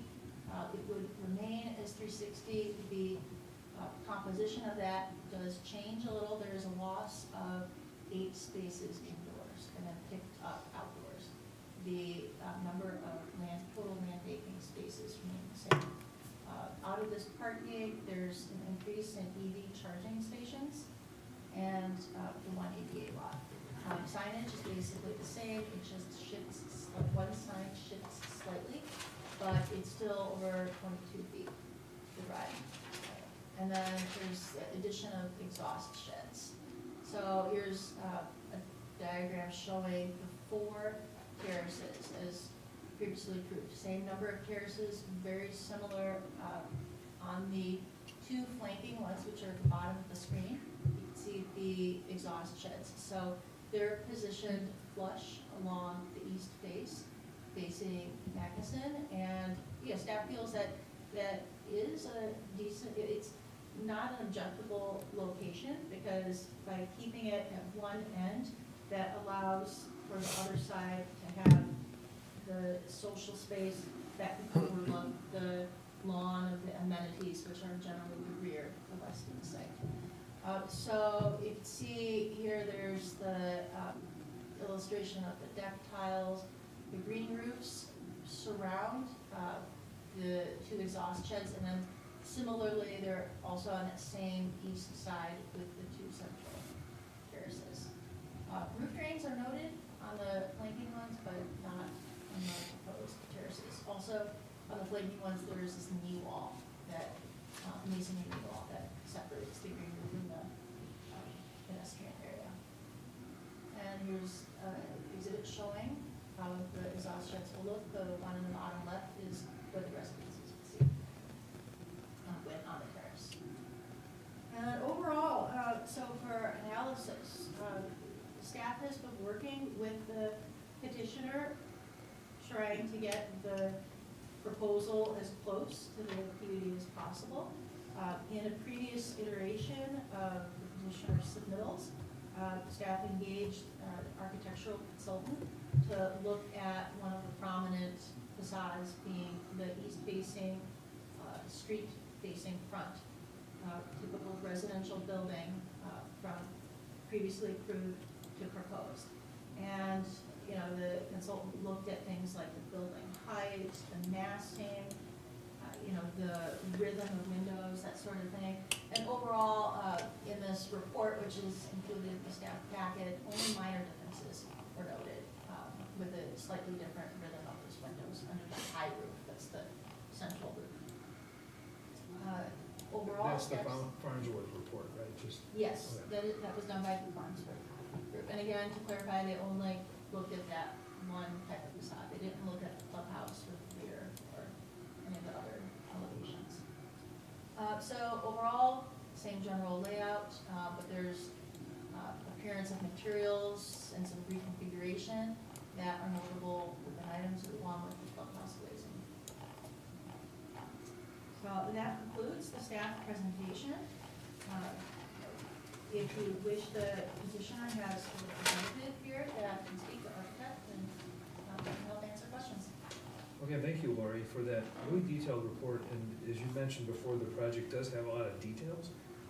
Kudos for breaking it down on those slides. You were able to boil that down to the essence, so I thought, very clear, very well done presentation. With that, if the petitioner or the rep would like to step forward, I can swear you in, and you can speak. Just state your name clearly. Scott Shelvis, the architect.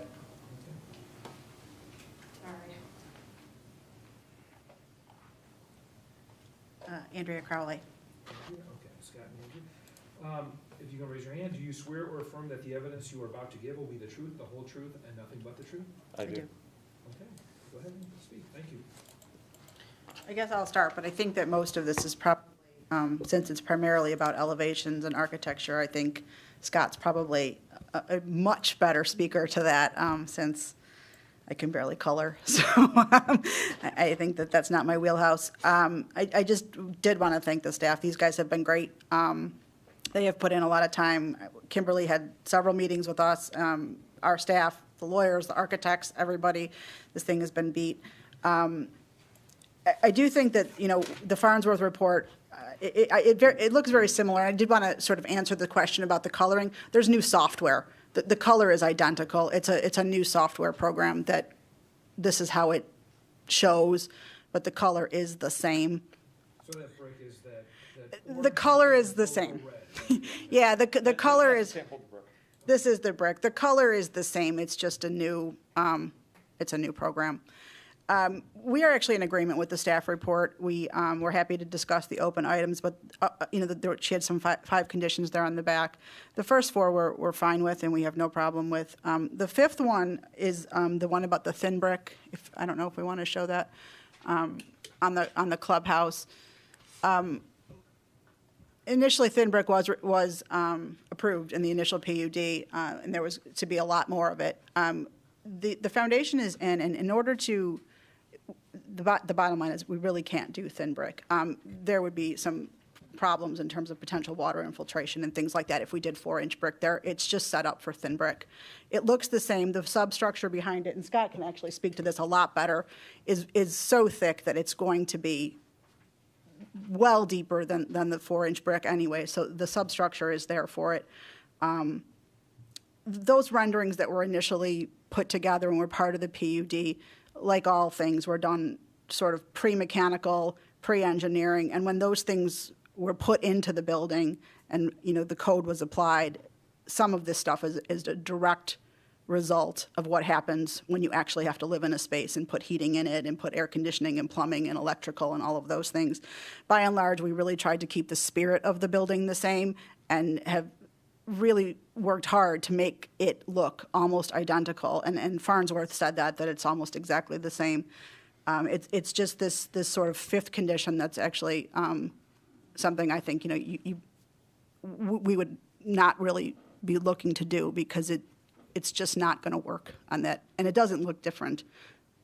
We'll match it. We'll color match it so it will look the same.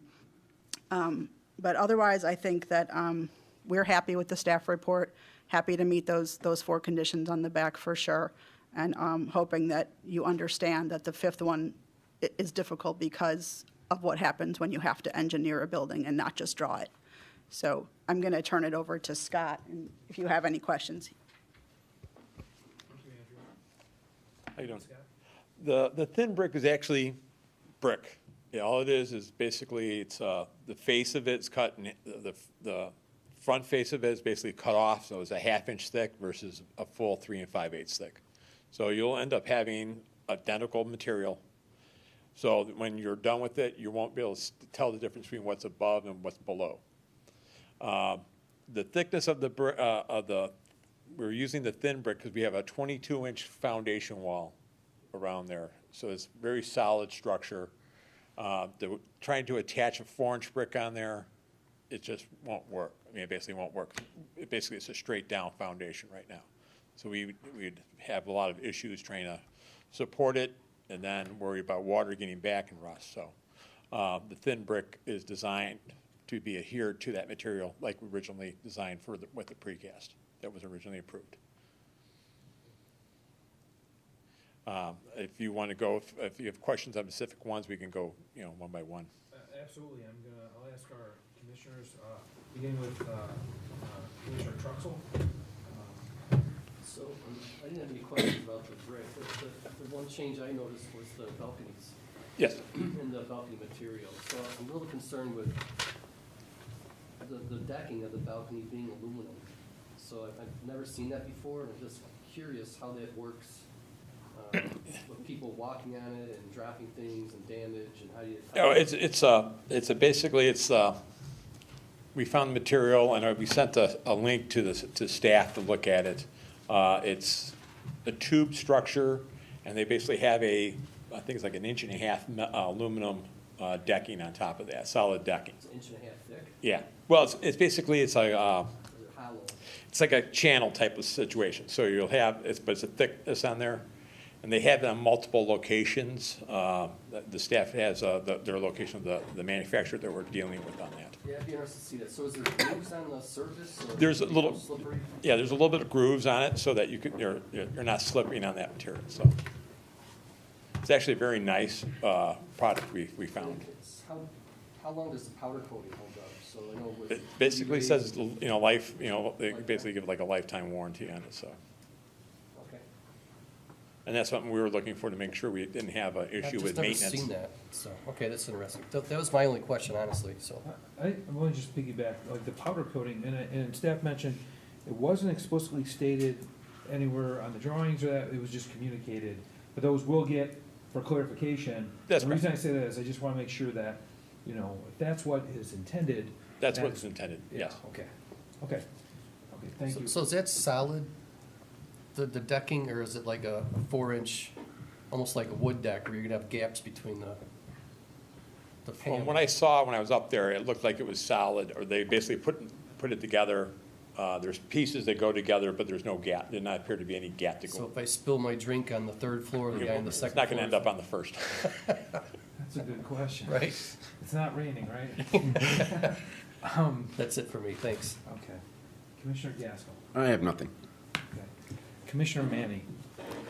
I had the same question regarding the balcony, but, you answered my questions. But no other comments other than that. Okay, Commissioner Shaw. So, I'm trying to get I didn't quite understand it from the report or the presentation. What's necessitating this change in the first place? Why are we here from what was previously went through the Plan Commission, through the board? I'm just trying to get a sense for why. Basically, I think part of it was marketing. After looking at what was going on with COVID, they needed to have, they'll relook at some of the units for some amenities that would actually help people out inside their homes. They can work at home. So we created, a little desk space for them, if they wanted to put a Peloton in it or something like that in their space so that they're not having to go out as much. Part of it also, we were looking at other amenities that, they were doing a study of other apartments and seeing what amenities that they were getting, people were providing, because that's something that keeps changing constantly. That's why we enlarged the clubhouse, because we needed to provide more area for more amenities. And also we didn't like, after looking at it, we're like, okay, you're going to come down in the clubhouse, you got to walk through the drive aisle to get across back to the pool area. So that was one of the issues that we didn't feel like that was a good flow for people to go through that. Also, part of this is also, we're getting into the mechanicals. So some of that, we start looking at that 14-foot ceilings in there, we needed additional mechanical units to basically maintain the heat and cooling of those spaces. And then the mechanicals for the garage itself. So that's why those sheds were added, because those are required for the carbon monoxide exhaust system. And by code, they need to be above ground by 10, they have to be above the adjoining ground by 10 feet. So we're not putting them off. Otherwise, we'd have them in the lower level or in the lower wall like we do the intakes, but we can't do that on the exhaust. Glazing, that's really gets down to where we're dealing with trying to work out the mechanicals. And as far as the clubhouse, we're looking at the mechanicals, working out how you access the pool area as well. So it's just more of the refinement between the structural mechanicals and the final designs as well. What about the difference in the footprint? The footprint came in because of the structure of the building. The podium design, originally we were thinking that was going to be, the precast would want us to do walls and basically set the precast on top of walls. After talking to, we talked to like 3 different precasters, all had columns. All the columns were, instead of being 12 inches thick, they were 24 inches thick. So, and to maintain the amount of parking spaces we needed inside, trying to maintain as many of the parking spaces we needed inside, it ended up elongating the building. We also shrank the building in the depth, though, and tried to maintain as we did the FAR of the building. Okay, but the foundation changed from what was approved, and it's in, right? That's Foundation's correct. Yes, in? that is correct. Okay. With the foundation is in with these changes, so with that elongated length. The extra 14 feet. That's correct. Right, but I guess I'm just trying to understand the sequence and how we're here, because unless I'm misunderstanding what's before us, we're being asked to recommend approval of something that already exists, right?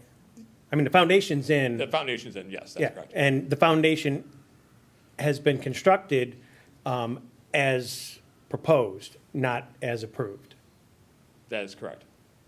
I don't, all right, I'm trying to understand I think some of the why other we're issues here. that we're coming up with is that there were some other design issues that we were going back with, and then staff basically said we need to work with staff on that, and I think they brought us back in for really more those locations.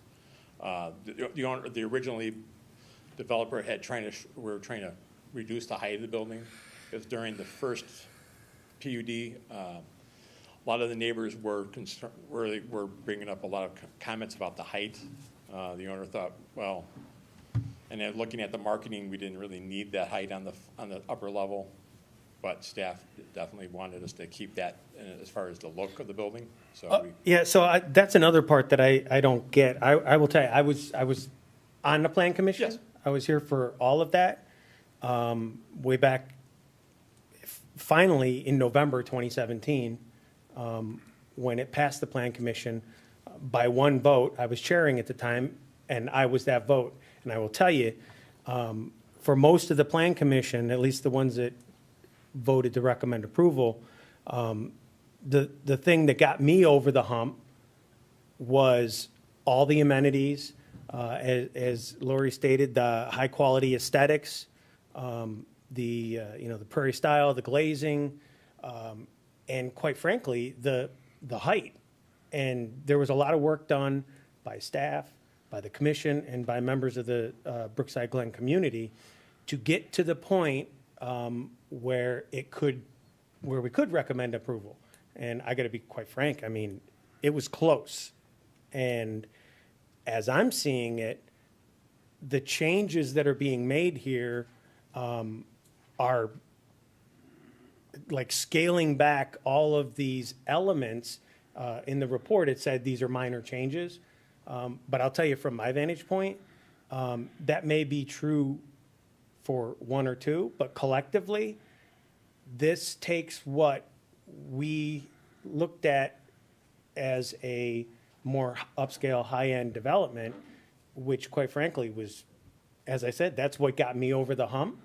And now I'm seeing that, you know, this proposal scales all those back, changing some of the amenities, and I still don't understand some of these things. We actually added amenities. We've added amenities. We didn't take any amenities out. You didn't take any amenities out? No. We've added, that's why You were gonna have fixed structures for the cabanas, and you've changed that. And I'm sorry, I didn't quite understand the dog park. The dog has park, changed? well, the dog park is just the width changed. So Okay. there's still a dog park there. All right. We still are providing cabanas. So the underground parking is gonna be 2 feet lower? That's So- correct. So and it was, how tall, 13 It was feet? 13 feet. And now it's gonna be 11 feet? That's correct. Okay. And it no longer goes All the way through? That's correct. So they're all separated? Yes. Okay. And that is 2 feet out of the garage, an additional 3 feet on the other floors. I saw blue lines in the report, Yeah. but there were no numbers on it. So what are we, losing 1 foot from each floor? That's correct, roughly 1 foot. And so the ceilings in the units are going from how tall? No, the ceilings are still 9 foot, so it's just the floor-to-floor height. So the floors were, originally, we were allowing for 26 inches or so. We really don't need that. We only need like 14 inches for structure, after Okay. dealing with the structure. All right, well, that's good to hear. Right. I don't know,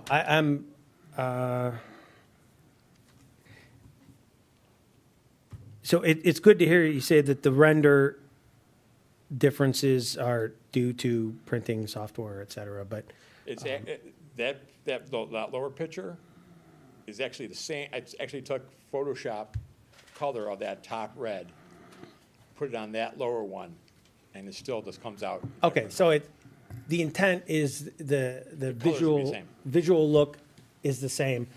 Some of these things, you know, there was a triple transom and reduced to a single.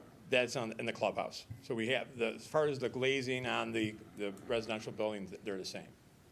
They're, as Farnsworth said, it was virtually identical. I would disagree, personally. I see a difference in that. Is there a difference in the HVAC units, the vents that are on the face? I think it was a couple screens down. Is there a difference in that, or is that just, you know, how it looks on the screen? They'd probably just be on the screen. So we're trying to match the color of the brick. Okay, So- so that hasn't changed? No. The intent there? That's Because staying the same. I recall that was That was an issue. well, I wouldn't say it was an issue. It was there was a lot of discussion and concern that they would stand out, and we received assurance that they wouldn't.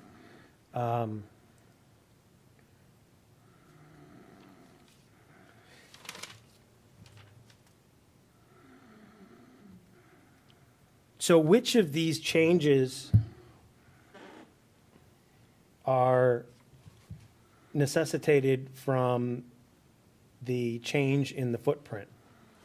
As far as which ones? So here's what I'm getting to. Yeah. There's a number of proposed changes, and I'm trying to, in my own mind, understand which of these are more a function of the structural change versus an aesthetic change.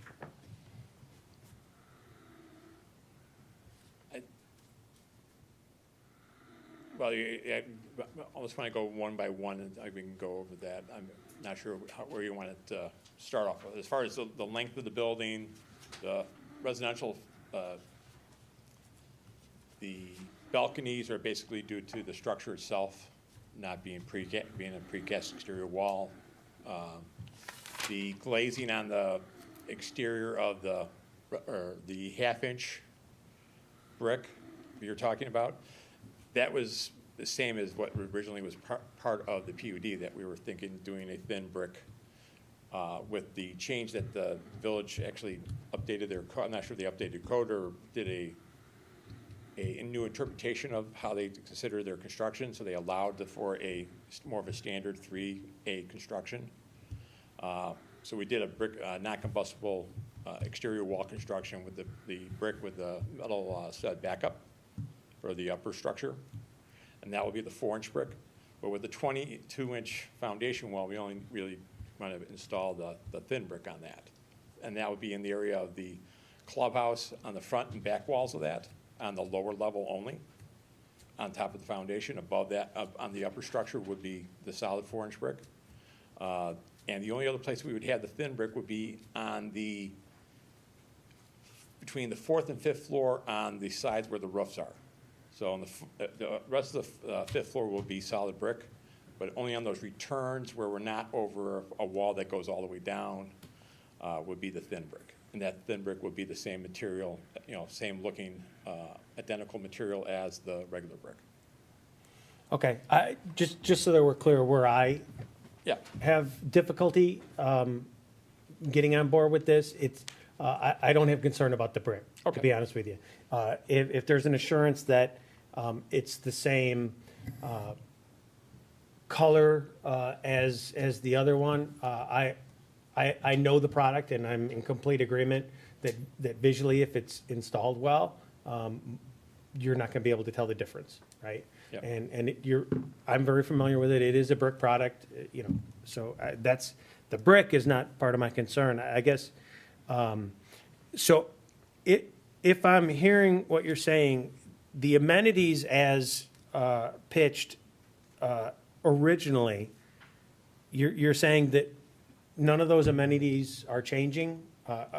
When I say changing, they're not being reduced or eliminated? That's correct. Okay. So we had all the original amenities that we had, plus we've added an aerobics room, we've added the dog washing stations, we've added the golf simulator in the clubhouse area. So all those amenities were, those were added amenities in there as well. Okay.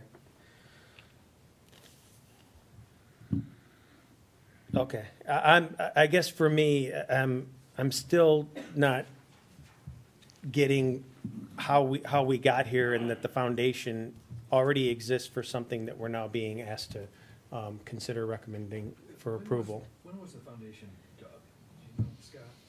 Offhand, Ballpark. it was probably about a year-long, probably a year-long process, so probably about a year and a half ago. Okay. Yeah, I mean, and I'm in agreement with Commissioner Shaw. This is like the cart before the horse. I mean, if it's gonna be, one of the things that the staff report said in the presentation, that 14 feet, that's a pretty big issue now. Understood that based on how the construction materials had kind of dictated that Yeah. change. Understood, but prior to breaking ground, I know they say it's better to ask for forgiveness than permission, but I do believe that should have been, since a lot of these other changes that are non-aesthetic are related to that should have gotten, clearance somehow prior to breaking ground initially. I didn't mean to cut Commissioner Shaw off, but. No. I just, where I'm at with it, I have difficulty getting on board with recommending approval on any of these. And it really does come down to that whole thing about recommending something that already exists. Taking away the footprint, I don't have a lot of concern about most of the changes you made. I think, I'll be quite frank, the rationale to kind of justify the height change, particularly in the garage. A taller garage, to me, is a high-end element, right? That, because you're already underground, even if it's very well lit, you put you lower the ceiling height by 2 feet, you're reducing the value, in my opinion. But even setting all of those aside, I just think the overall the changes here, any one of them I don't think are very significant.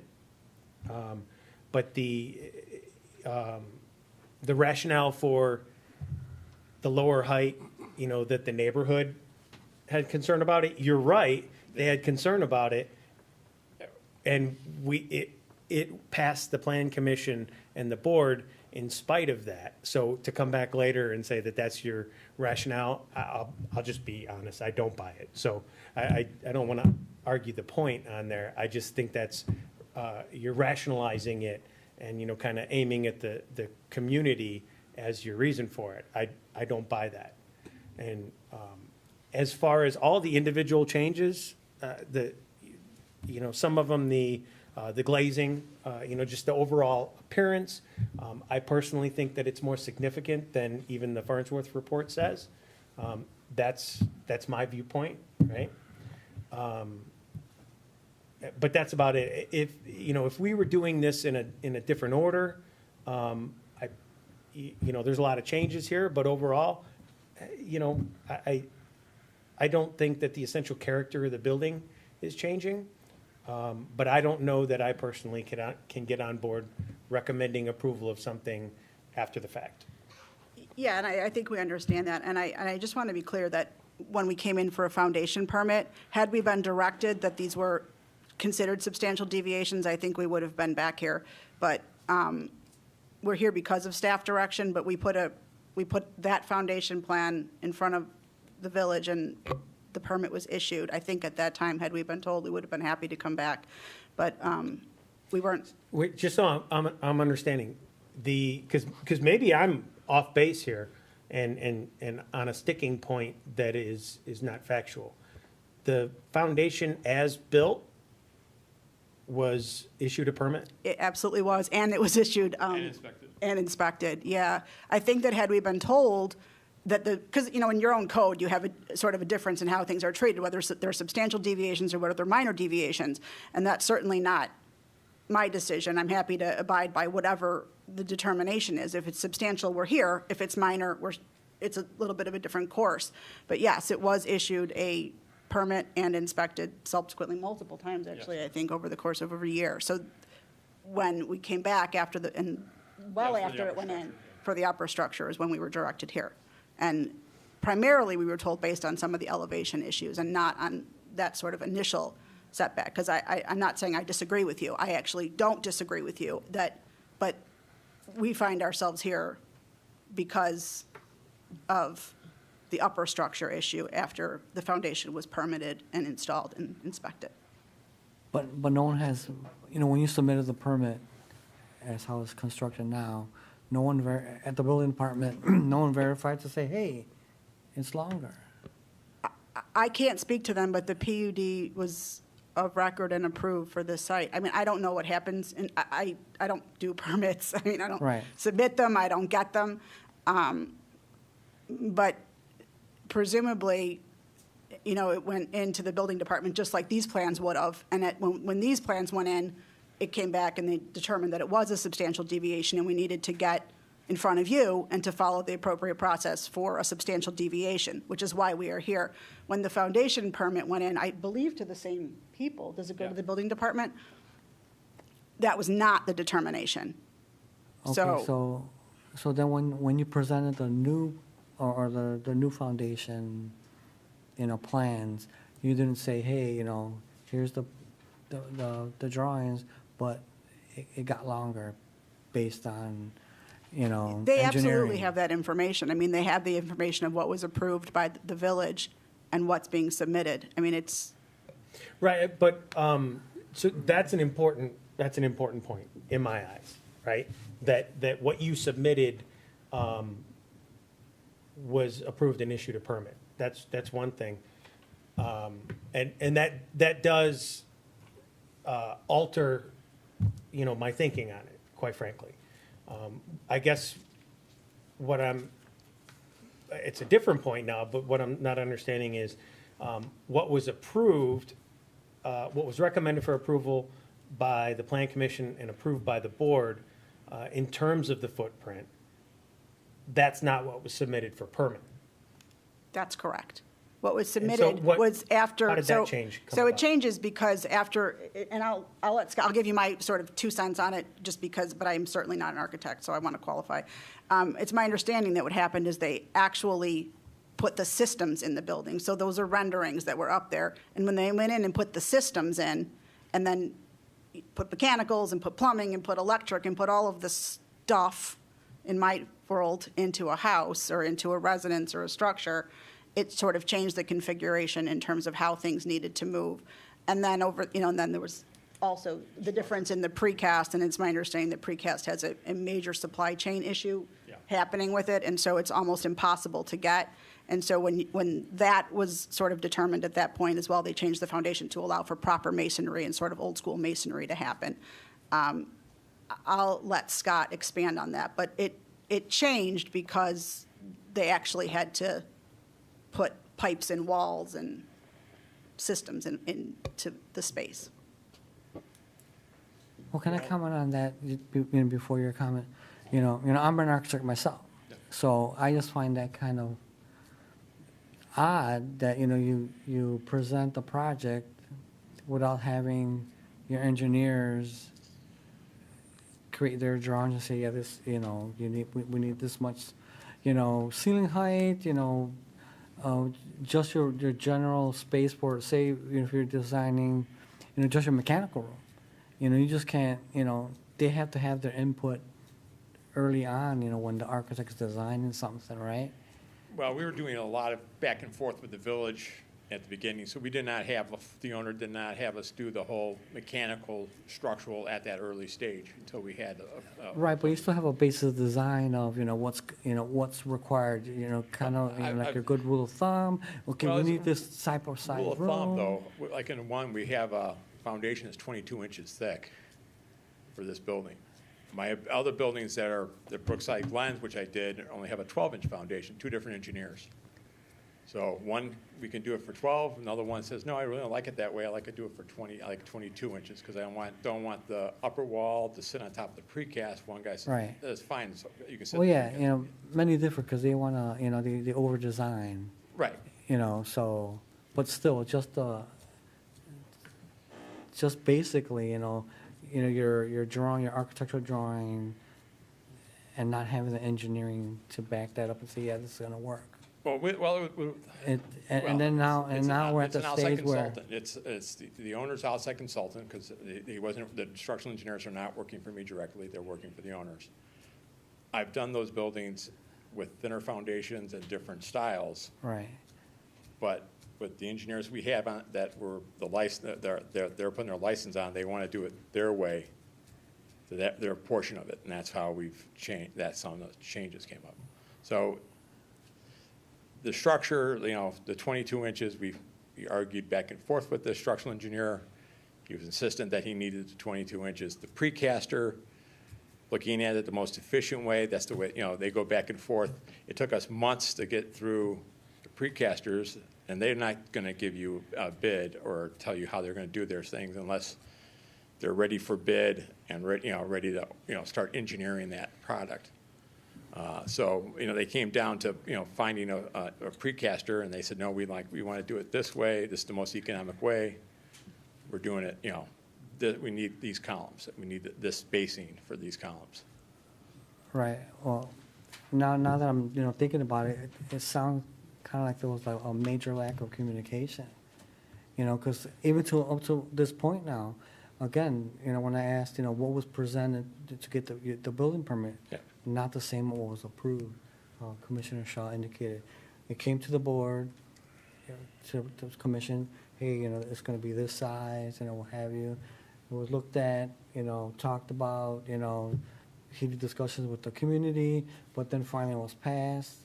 But then what was actually constructed was not that. So I think that's, and then the miscommunication with, hey, it got bigger, can we look at this again? Not really from the beginning, but hey, we had to do these changes because of structure or what have you. But now we want, you want approval, something that's already been constructed. But And just to bring this back, and I do concur with you, Commissioner Manny, that there was a communication breakdown, but the essence is they did get it, an approved permit to build that based on that plan.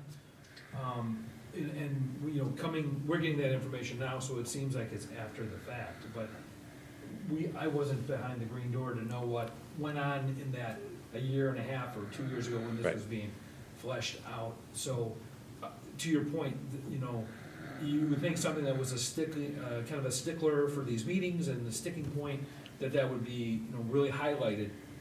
It obviously wasn't. Those foundations are in, and they obtained a proper permit. So I do think because of that, a lot of my questions on, one of them was that 14-foot length. Yeah. But now it seems it's it's already been permitted. So this is just to get a proper approval of that permitting. So apologies for cutting you off, Manny. So if you want to continue, but I think it's just, it's been approved. So that foundation has been approved. That's in the ground, which, Right. you know. Just to speak to a few of those things, 'cause, Sure. The request was a foundation-only permit, which is not something typically is always done by right. A village can review case-by-case projects, whether or not a foundation is warranted. Usually we review that. And so the submittal in the beginning of the process wasn't a complete, full-blown construction drawing. We were looking at limited information on a foundation-only submittal, so looking at structural stuff.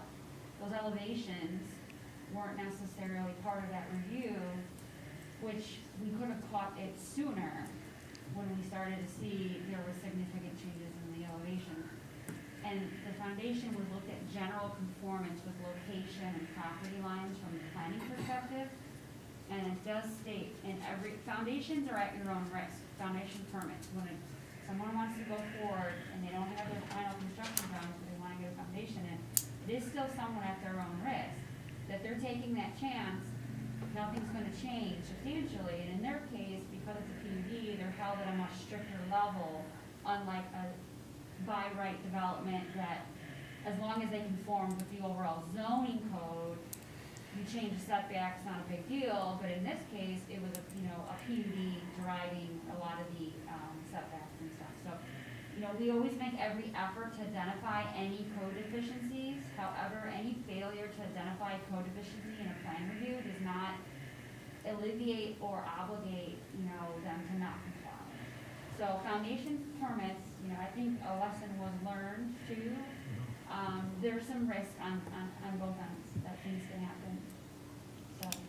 Understood. To me, that was a sticking point, but it's not now.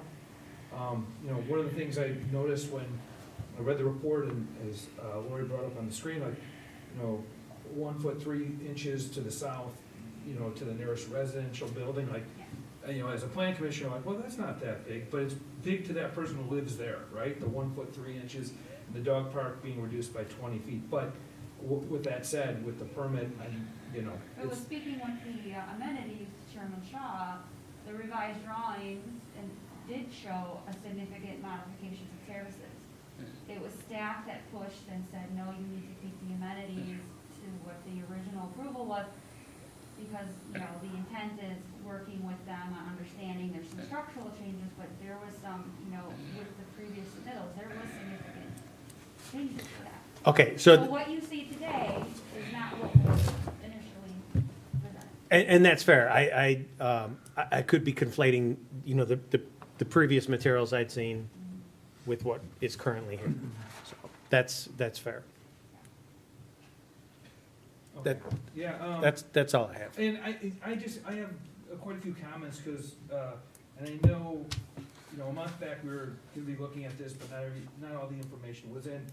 When I read through the staff report to Commissioners Shaw's point, some of it, for me, was unclear. I thought Lori's presentation today, showing the proposed and the against the approved on many slides, and showing the pictures, that really helped me gain some of that clarity. But with that, I noticed in even her summary today, there was stuff that said either missing or, for example, the stone columns, those are gonna be stone, right? It was just like the color wasn't on the right. It was, yes. Okay. That's correct. And then there was, I think, all those balconies.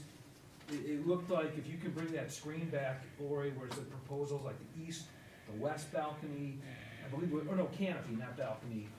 Those had a lot of non-uniformity. I don't know if that was just by error. I'm sure it's probably not by design. So I just want to get clarity on what material is going to be used. Well, if you're looking at those entrances, you'll see the brick, they were originally had, Right here. sorry. No, go ahead. No, I was saying, we had stone in the background and brick in the front for the columns. So you're kind of maybe mixing those two, you're kind of maybe seeing those two, one in front of the, front of the other. Okay, so the west canopy Can you, had the brick, now it's thin stone. just want to make sure we're looking at the right ones. Keep going, I think it's the entranceways. Residential? Yes. I believe that's what he's talking about. No, I think it's the other one, the other side. Are you talking about those entrance? No, but I did have a question on those entrances. Yes. Those go from the double doors to the single door, right? Yes. Yeah, and it said because it was Security. recommended by security, so Yeah. no, it wasn't structural. No. It was basically, when you're looking at the double doors, the security guys were saying that it'd be easier, a double door is not as secure for locking as a single door does.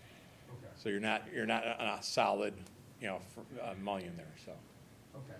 We have more chance for, water leakage and as well as security, so. Okay, I just saw that in the staff report, I needed clarity on that because that was the first time I heard of that, I thought maybe it was, And really no one's moving, you're really not moving anything in there. yeah. You have an elevator that's on the other side, so you're not gonna be, walking through, trying to carry anything up in there except for maybe a bag of groceries if you're coming off the street by chance. Okay. But if you can go back to the summary, Lori, that's where, rather than looking at the drawing, just where it says, east residential canopy brick appears with 6-inch stone accent strip. And then west residence canopy previously had brick accent, now covered with thin stone. I mean, were these supposed to be uniform initially? Because it looks like the canopies don't have some sort of uniformity, or am I reading that wrong? You have the all the ones on the street side were all gonna be, are all brick piers with a stone accent. The other side, we were doing a thin stone, or a thin stone going around those columns. We could do a thin brick, that's fine with us. We have no problem with doing it, but as long as it's a thin brick. Yeah, understood. It's, from the drawings, it's not that, for me, it's not that glare, but maybe it's because the building's such a mass that those stone columns are shown as like maybe, half an inch here or less. Oh, they're about 2 feet, they're about 2 Yeah. feet wide. Well, understood, but I'm just saying like from the visual. Right. The screen. But, Lori, if you can go back to that screen again. So what is it here? It mentions, at one point, you had the metal tubing. My bottom line is, when I read through the staff report, some things either said they were missing or it was very unclear. And as Ken said, there's a lot of changes at once, which sometimes gets overwhelming, but the truth is, I think all those changes need to be very precise and clear in written form and on drawing form so that it's consistent. And I'm not saying there's gonna be a bait and switch or anything like that. I'm just saying, so that if I hand the plans to Ken, or to Dan, or to you, that we have unanimity of thought of what's gonna be built there, what material's gonna be used, and I thought throughout the report, I had question marks, the staff report, I had question marks because they didn't even know. They would say it's missing, or that we have to find out. And so, you know, with some of the changes I don't have an issue with, but some of them were very unclear. I would like to see some of these get clarified before, you know, we make a decision on it and pass it to, if it gets passed on to the trustees. My own opinion would be that, you know, either we flesh those out today, all those open items. I know Andrea stated like 1 through 4, I believe, not an issue.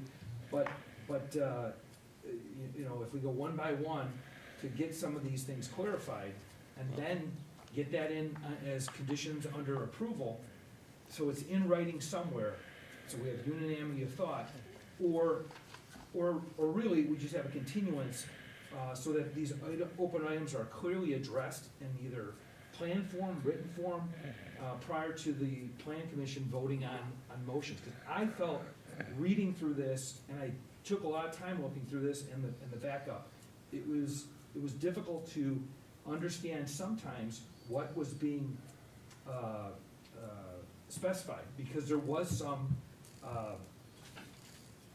missing information or information that wasn't clear on the plans. And Lori, it's obvious that you know, you went through the weeds, you know the details a lot better than I do. But did anybody from the commission feel the same when they read through that? Yes. Yes. And I just feel like it would not be fair to the trustees and the mayor to push it to them under the guise that it was very clear to us. That's my 2 cents on that. I read through it pretty thoroughly myself, and I had a lot more questions, and I was just trying to stick to the elevation, you know, stuff for the most part, so, yeah, I had some questions. The balcony was the biggest thing for me, and it seems like that's been addressed, I think, so I don't have as much of a concern, but there's some other things that were not clear to me.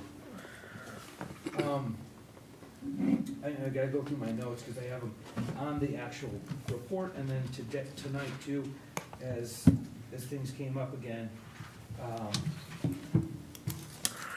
I had no issue with the parking. I know you guys moved parking outdoors from inside, I believe. But we still have, we still exceed the 1-for-1 Right. inside. I think you guys are fine there. You had the Tesla station, Right. so, you know, is it fair, is it reasonable? I thought those were reasonable changes. They increased the EV parking spots too, so I noticed that. There were only 2 outdoor. Yeah. Now there's 4 indoor per No, unit too, yeah, so. Right, so we have Yeah. 4 per building, so we have Yeah. 16 inside. So I thought that was good. And Yep. to some of the commissioners' points about amenities, I think that is an attractive amenity for people. So I thought that was good. I mean, there was a lot of good I saw, but there were some issues that I just was not clear on, and there was a lot of those unclear aspects. So if there was like one unclear aspect, we could probably take care of that. But going through the weeds, one by one tonight, I don't know if that's, in the best use of our time. I'm trying to look at some of my other notes here, but,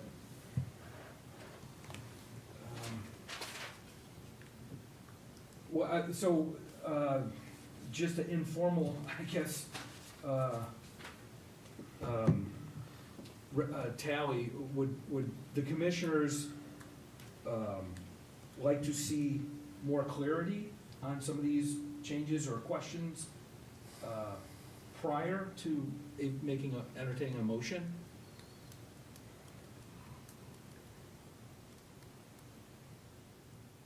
I think so, yeah, I would. I definitely would, but I don't want I to. mean, just more detail into the actual, each change, right? And so I could actually find what was being changed in the drawing somewhere. So I couldn't read the change, then try to find which page to look it up and understand what was being changed, so. Yeah, I mean, I even had comments, page 6 of 14, you know, the steel, are they brick or steel tubes? There's mention of brick piers added, and, you know. Originally, we had on the east facade, there were basically a stone pier with a steel tube frame. Staff wanted a solid brick And we said we would do that, and we added that, and that was added to the plans. Okay. So they are brick and not steel? That's correct. Okay. But we do have we have a stone accent band, Okay. basically. And then it's just stuff like that where if I don't know exactly what I'm saying yes to, I don't want to mislead it going forward, if it goes forward, the trustees or the mayor. I would appreciate clarity. Lori, you know the report, because you wrote it, are there other issues or information that you need from the petitioner in this report for this project? Staff does feel that doing another round with the petitioner and the architect to ensure that the plans correctly reflect the proposal, that would be helpful. A couple of the points I mentioned, that one setback on building 3 isn't shown on the site plan. The balconies, powder coated, if it's a dark bronze finish, that's not noted. A couple of things like that. One of the elevations, which I think it's the lower level of the clubhouse on the street side, is shown to be brick, but it's identified as tagged as stone. So when we're talking about whether it's 4-inch or half-inch, it would be helpful to have that appropriate tag. So those are just a few things that we noticed that we're missing or could use another look over to make it a complete and accurate system. So, Mr. Chairman, just a note. Given just kind of the history of this project overall, and the role of the Plan Commission having to ensure that we're doing our due diligence on this, I think that the commission as a whole and the commissioners individually have a responsibility to ensure that it's complete, that it's all there. And so, to Lori's point there, I think that would be prudent to have either procedurally, I don't know if they want a continuance and then reopen the hearing, or however it's done. I think ensuring that the commissioners have clarity about it, because I think if there's any, I thought the first time around there was clarity, and we seem to be in a situation where there was ambiguity, and going into a decision with ambiguity is just a recipe for disaster. 100% agree. When there's doubt, there's no doubt. We should pump the brakes. So at this time, I would ask to somebody to make a motion to have a continuance of the public hearing for this item. Before that, there was just one more point, as long as we're tossing it on there. You mentioned the setbacks, and there was an item in there, and there was a comparison that they're measuring them differently now. I have that note too. So I don't understand why we're measuring it differently. If there's a reason for it, that's fine, but we're now in a situation where we have what was approved calculated one way and what's proposed calculated a different way. If one is more appropriate than the other, that's fine, but for comparison purposes, we need to know what the change is, right? 100%. I agree. So we don't have to answer that right this minute. I just want to make sure that that's addressed, because it wouldn't be fair to hold that concern and then it's not addressed and then come back, and another thing. So just got to make sure we have that. And Scott and Andrea, I do appreciate your time. You guys are very knowledgeable. I appreciate all the information that you gave us today. Andrea, very well spoken in terms of the permit getting done and being approved. So that actually checked a lot of boxes in terms of taking questions off. But I do believe that there's just a little bit more work to be done for clarity, just so that when we're looking at something, we can say without any doubt that this is what you're presenting, this is what we're approving, and then if the process continues, it goes to the board. So with that, I am going to ask the commission to make a motion for a continuance. Does staff have a preference for continuing or closing the hearing? Does it make a difference? Continuing it is best. Okay, all right. So you don't have to renotice it. So it stays open and then we don't recall Right, I just, so he made a motion? I make a motion. Okay, I hear a motion to make a continuance for the public hearing. Do I have a second? I'll second it. Okay, motion made by Commissioner Gaskell, seconded by Commissioner Truxell. All those in favor? Mr. Chairman, just point of order. Are we, this is really in the weeds here, but are we continuing to a date certain? Well, that's important for the client to be able to respond. Absolutely. Our next meeting is January 6th. I just want to, Yeah. Well, we'll just, to make sure we can get it seems like a lot of it's minor stuff that we need clarity on, but just make sure we can turn that around pretty quickly to get it in the staff report and back out to them. So it'll be a pretty quick turnaround to make sure, we do have an extra week to just end it up, so Yeah. it can actually help us. I just want to make sure they're available in town, Yeah. because some people are traveling, but. Yeah. I believe procedurally we can leave it open, but if we know and can make it, then it's probably better, Do right? we have to make a date? Well, A I date would certain, I mean? recommend do it date certain, so do it January 6th. If they have a problem, we can let you know at that meeting, and we continue it again. Okay. We will have a January 6th. Should I just mention that on the motion, or right now, or he doesn't have to restate the Yeah, motion? just with them. Okay, Yeah, so the we motion have a as motion. amended. Yeah, the motion is amended, a continuance for the public hearing for Brookside Glen to be moved to continue January 6th, 2020 Plan Commission meeting. Hearings for 2022. I'm sorry, 2022. Thank you, Commissioner Gaskell. I'm in a time warp here.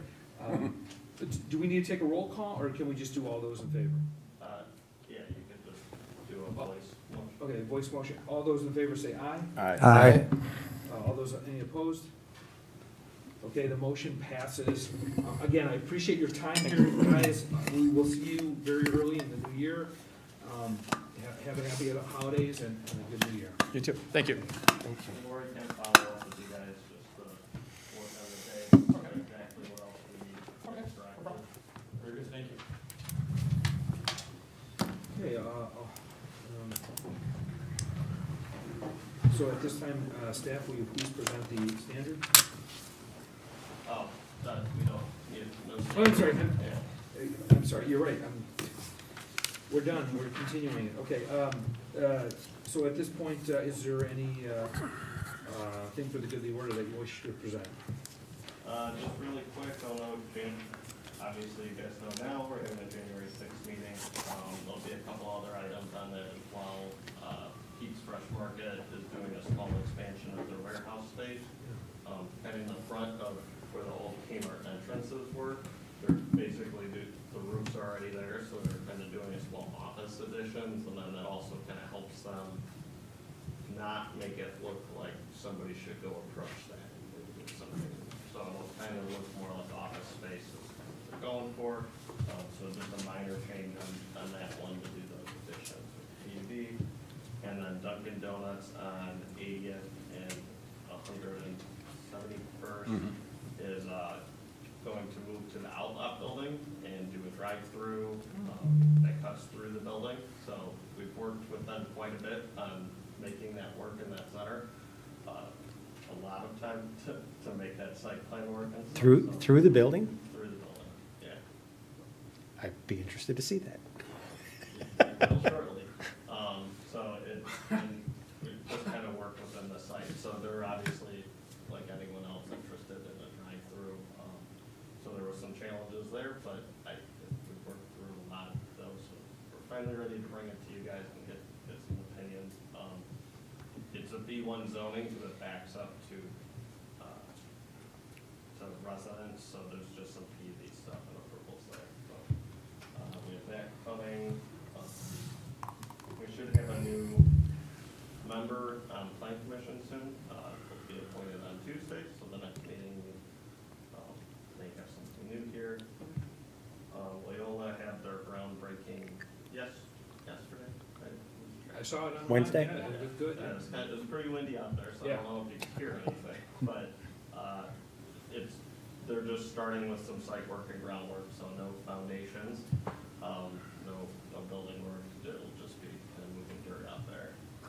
But good to them already moving, they're trying to fly with that one, so. Smoothie King got demoed, so that's moving along up there, they have their permit to move along, so. Pappas Popcorn going into the Boulevard downtown, they're very close to getting their permit, so I think they have a couple small tweaks to make on it, and then they can pick it up, and hopefully they start that work soon, and we get our first tenant in that building. Their popcorn's really good, if you had Is it like Garrett's popcorn? There's also a new pet store in downtown called the Marketplace, so I'm a fan of puns, and I like the name, so. It's next to the Village Pizza, there was like a 1-year art exhibit, that was in there called the Initiative, so that's in that space now. Still haven't been there, but I'll let you know and report back to the next meeting how my dog enjoys the weather I'm not here. McDonald's was open, so that predates me. A couple of you might have been on here when that happened about 4 years ago. So it's been a long one that took them a little bit to get going, but on 159th Street, that one's complete. And then the veterinary, there was 2 veterinary projects. There was an addition to the Igor building that they purchased, and then there was some small changes to their headquarter buildings. Both of those projects are now complete up there, so it's become a little smaller, but I'd like to report back when stuff's actually done, in case you guys ever want to go see it, so, that's all I have. Okay. At this time, I'll move to comments from the public. Seeing no public in attendance, we will move on. At this time, I'll ask for a motion to adjourn the meeting. So moved. Second. So, motion made by Commissioner Shaw, seconded by Commissioner Gaskell. All those in favor say aye. Aye. Aye. Okay, the motion is carried. Good night, everybody. Happy holidays and Happy New Year.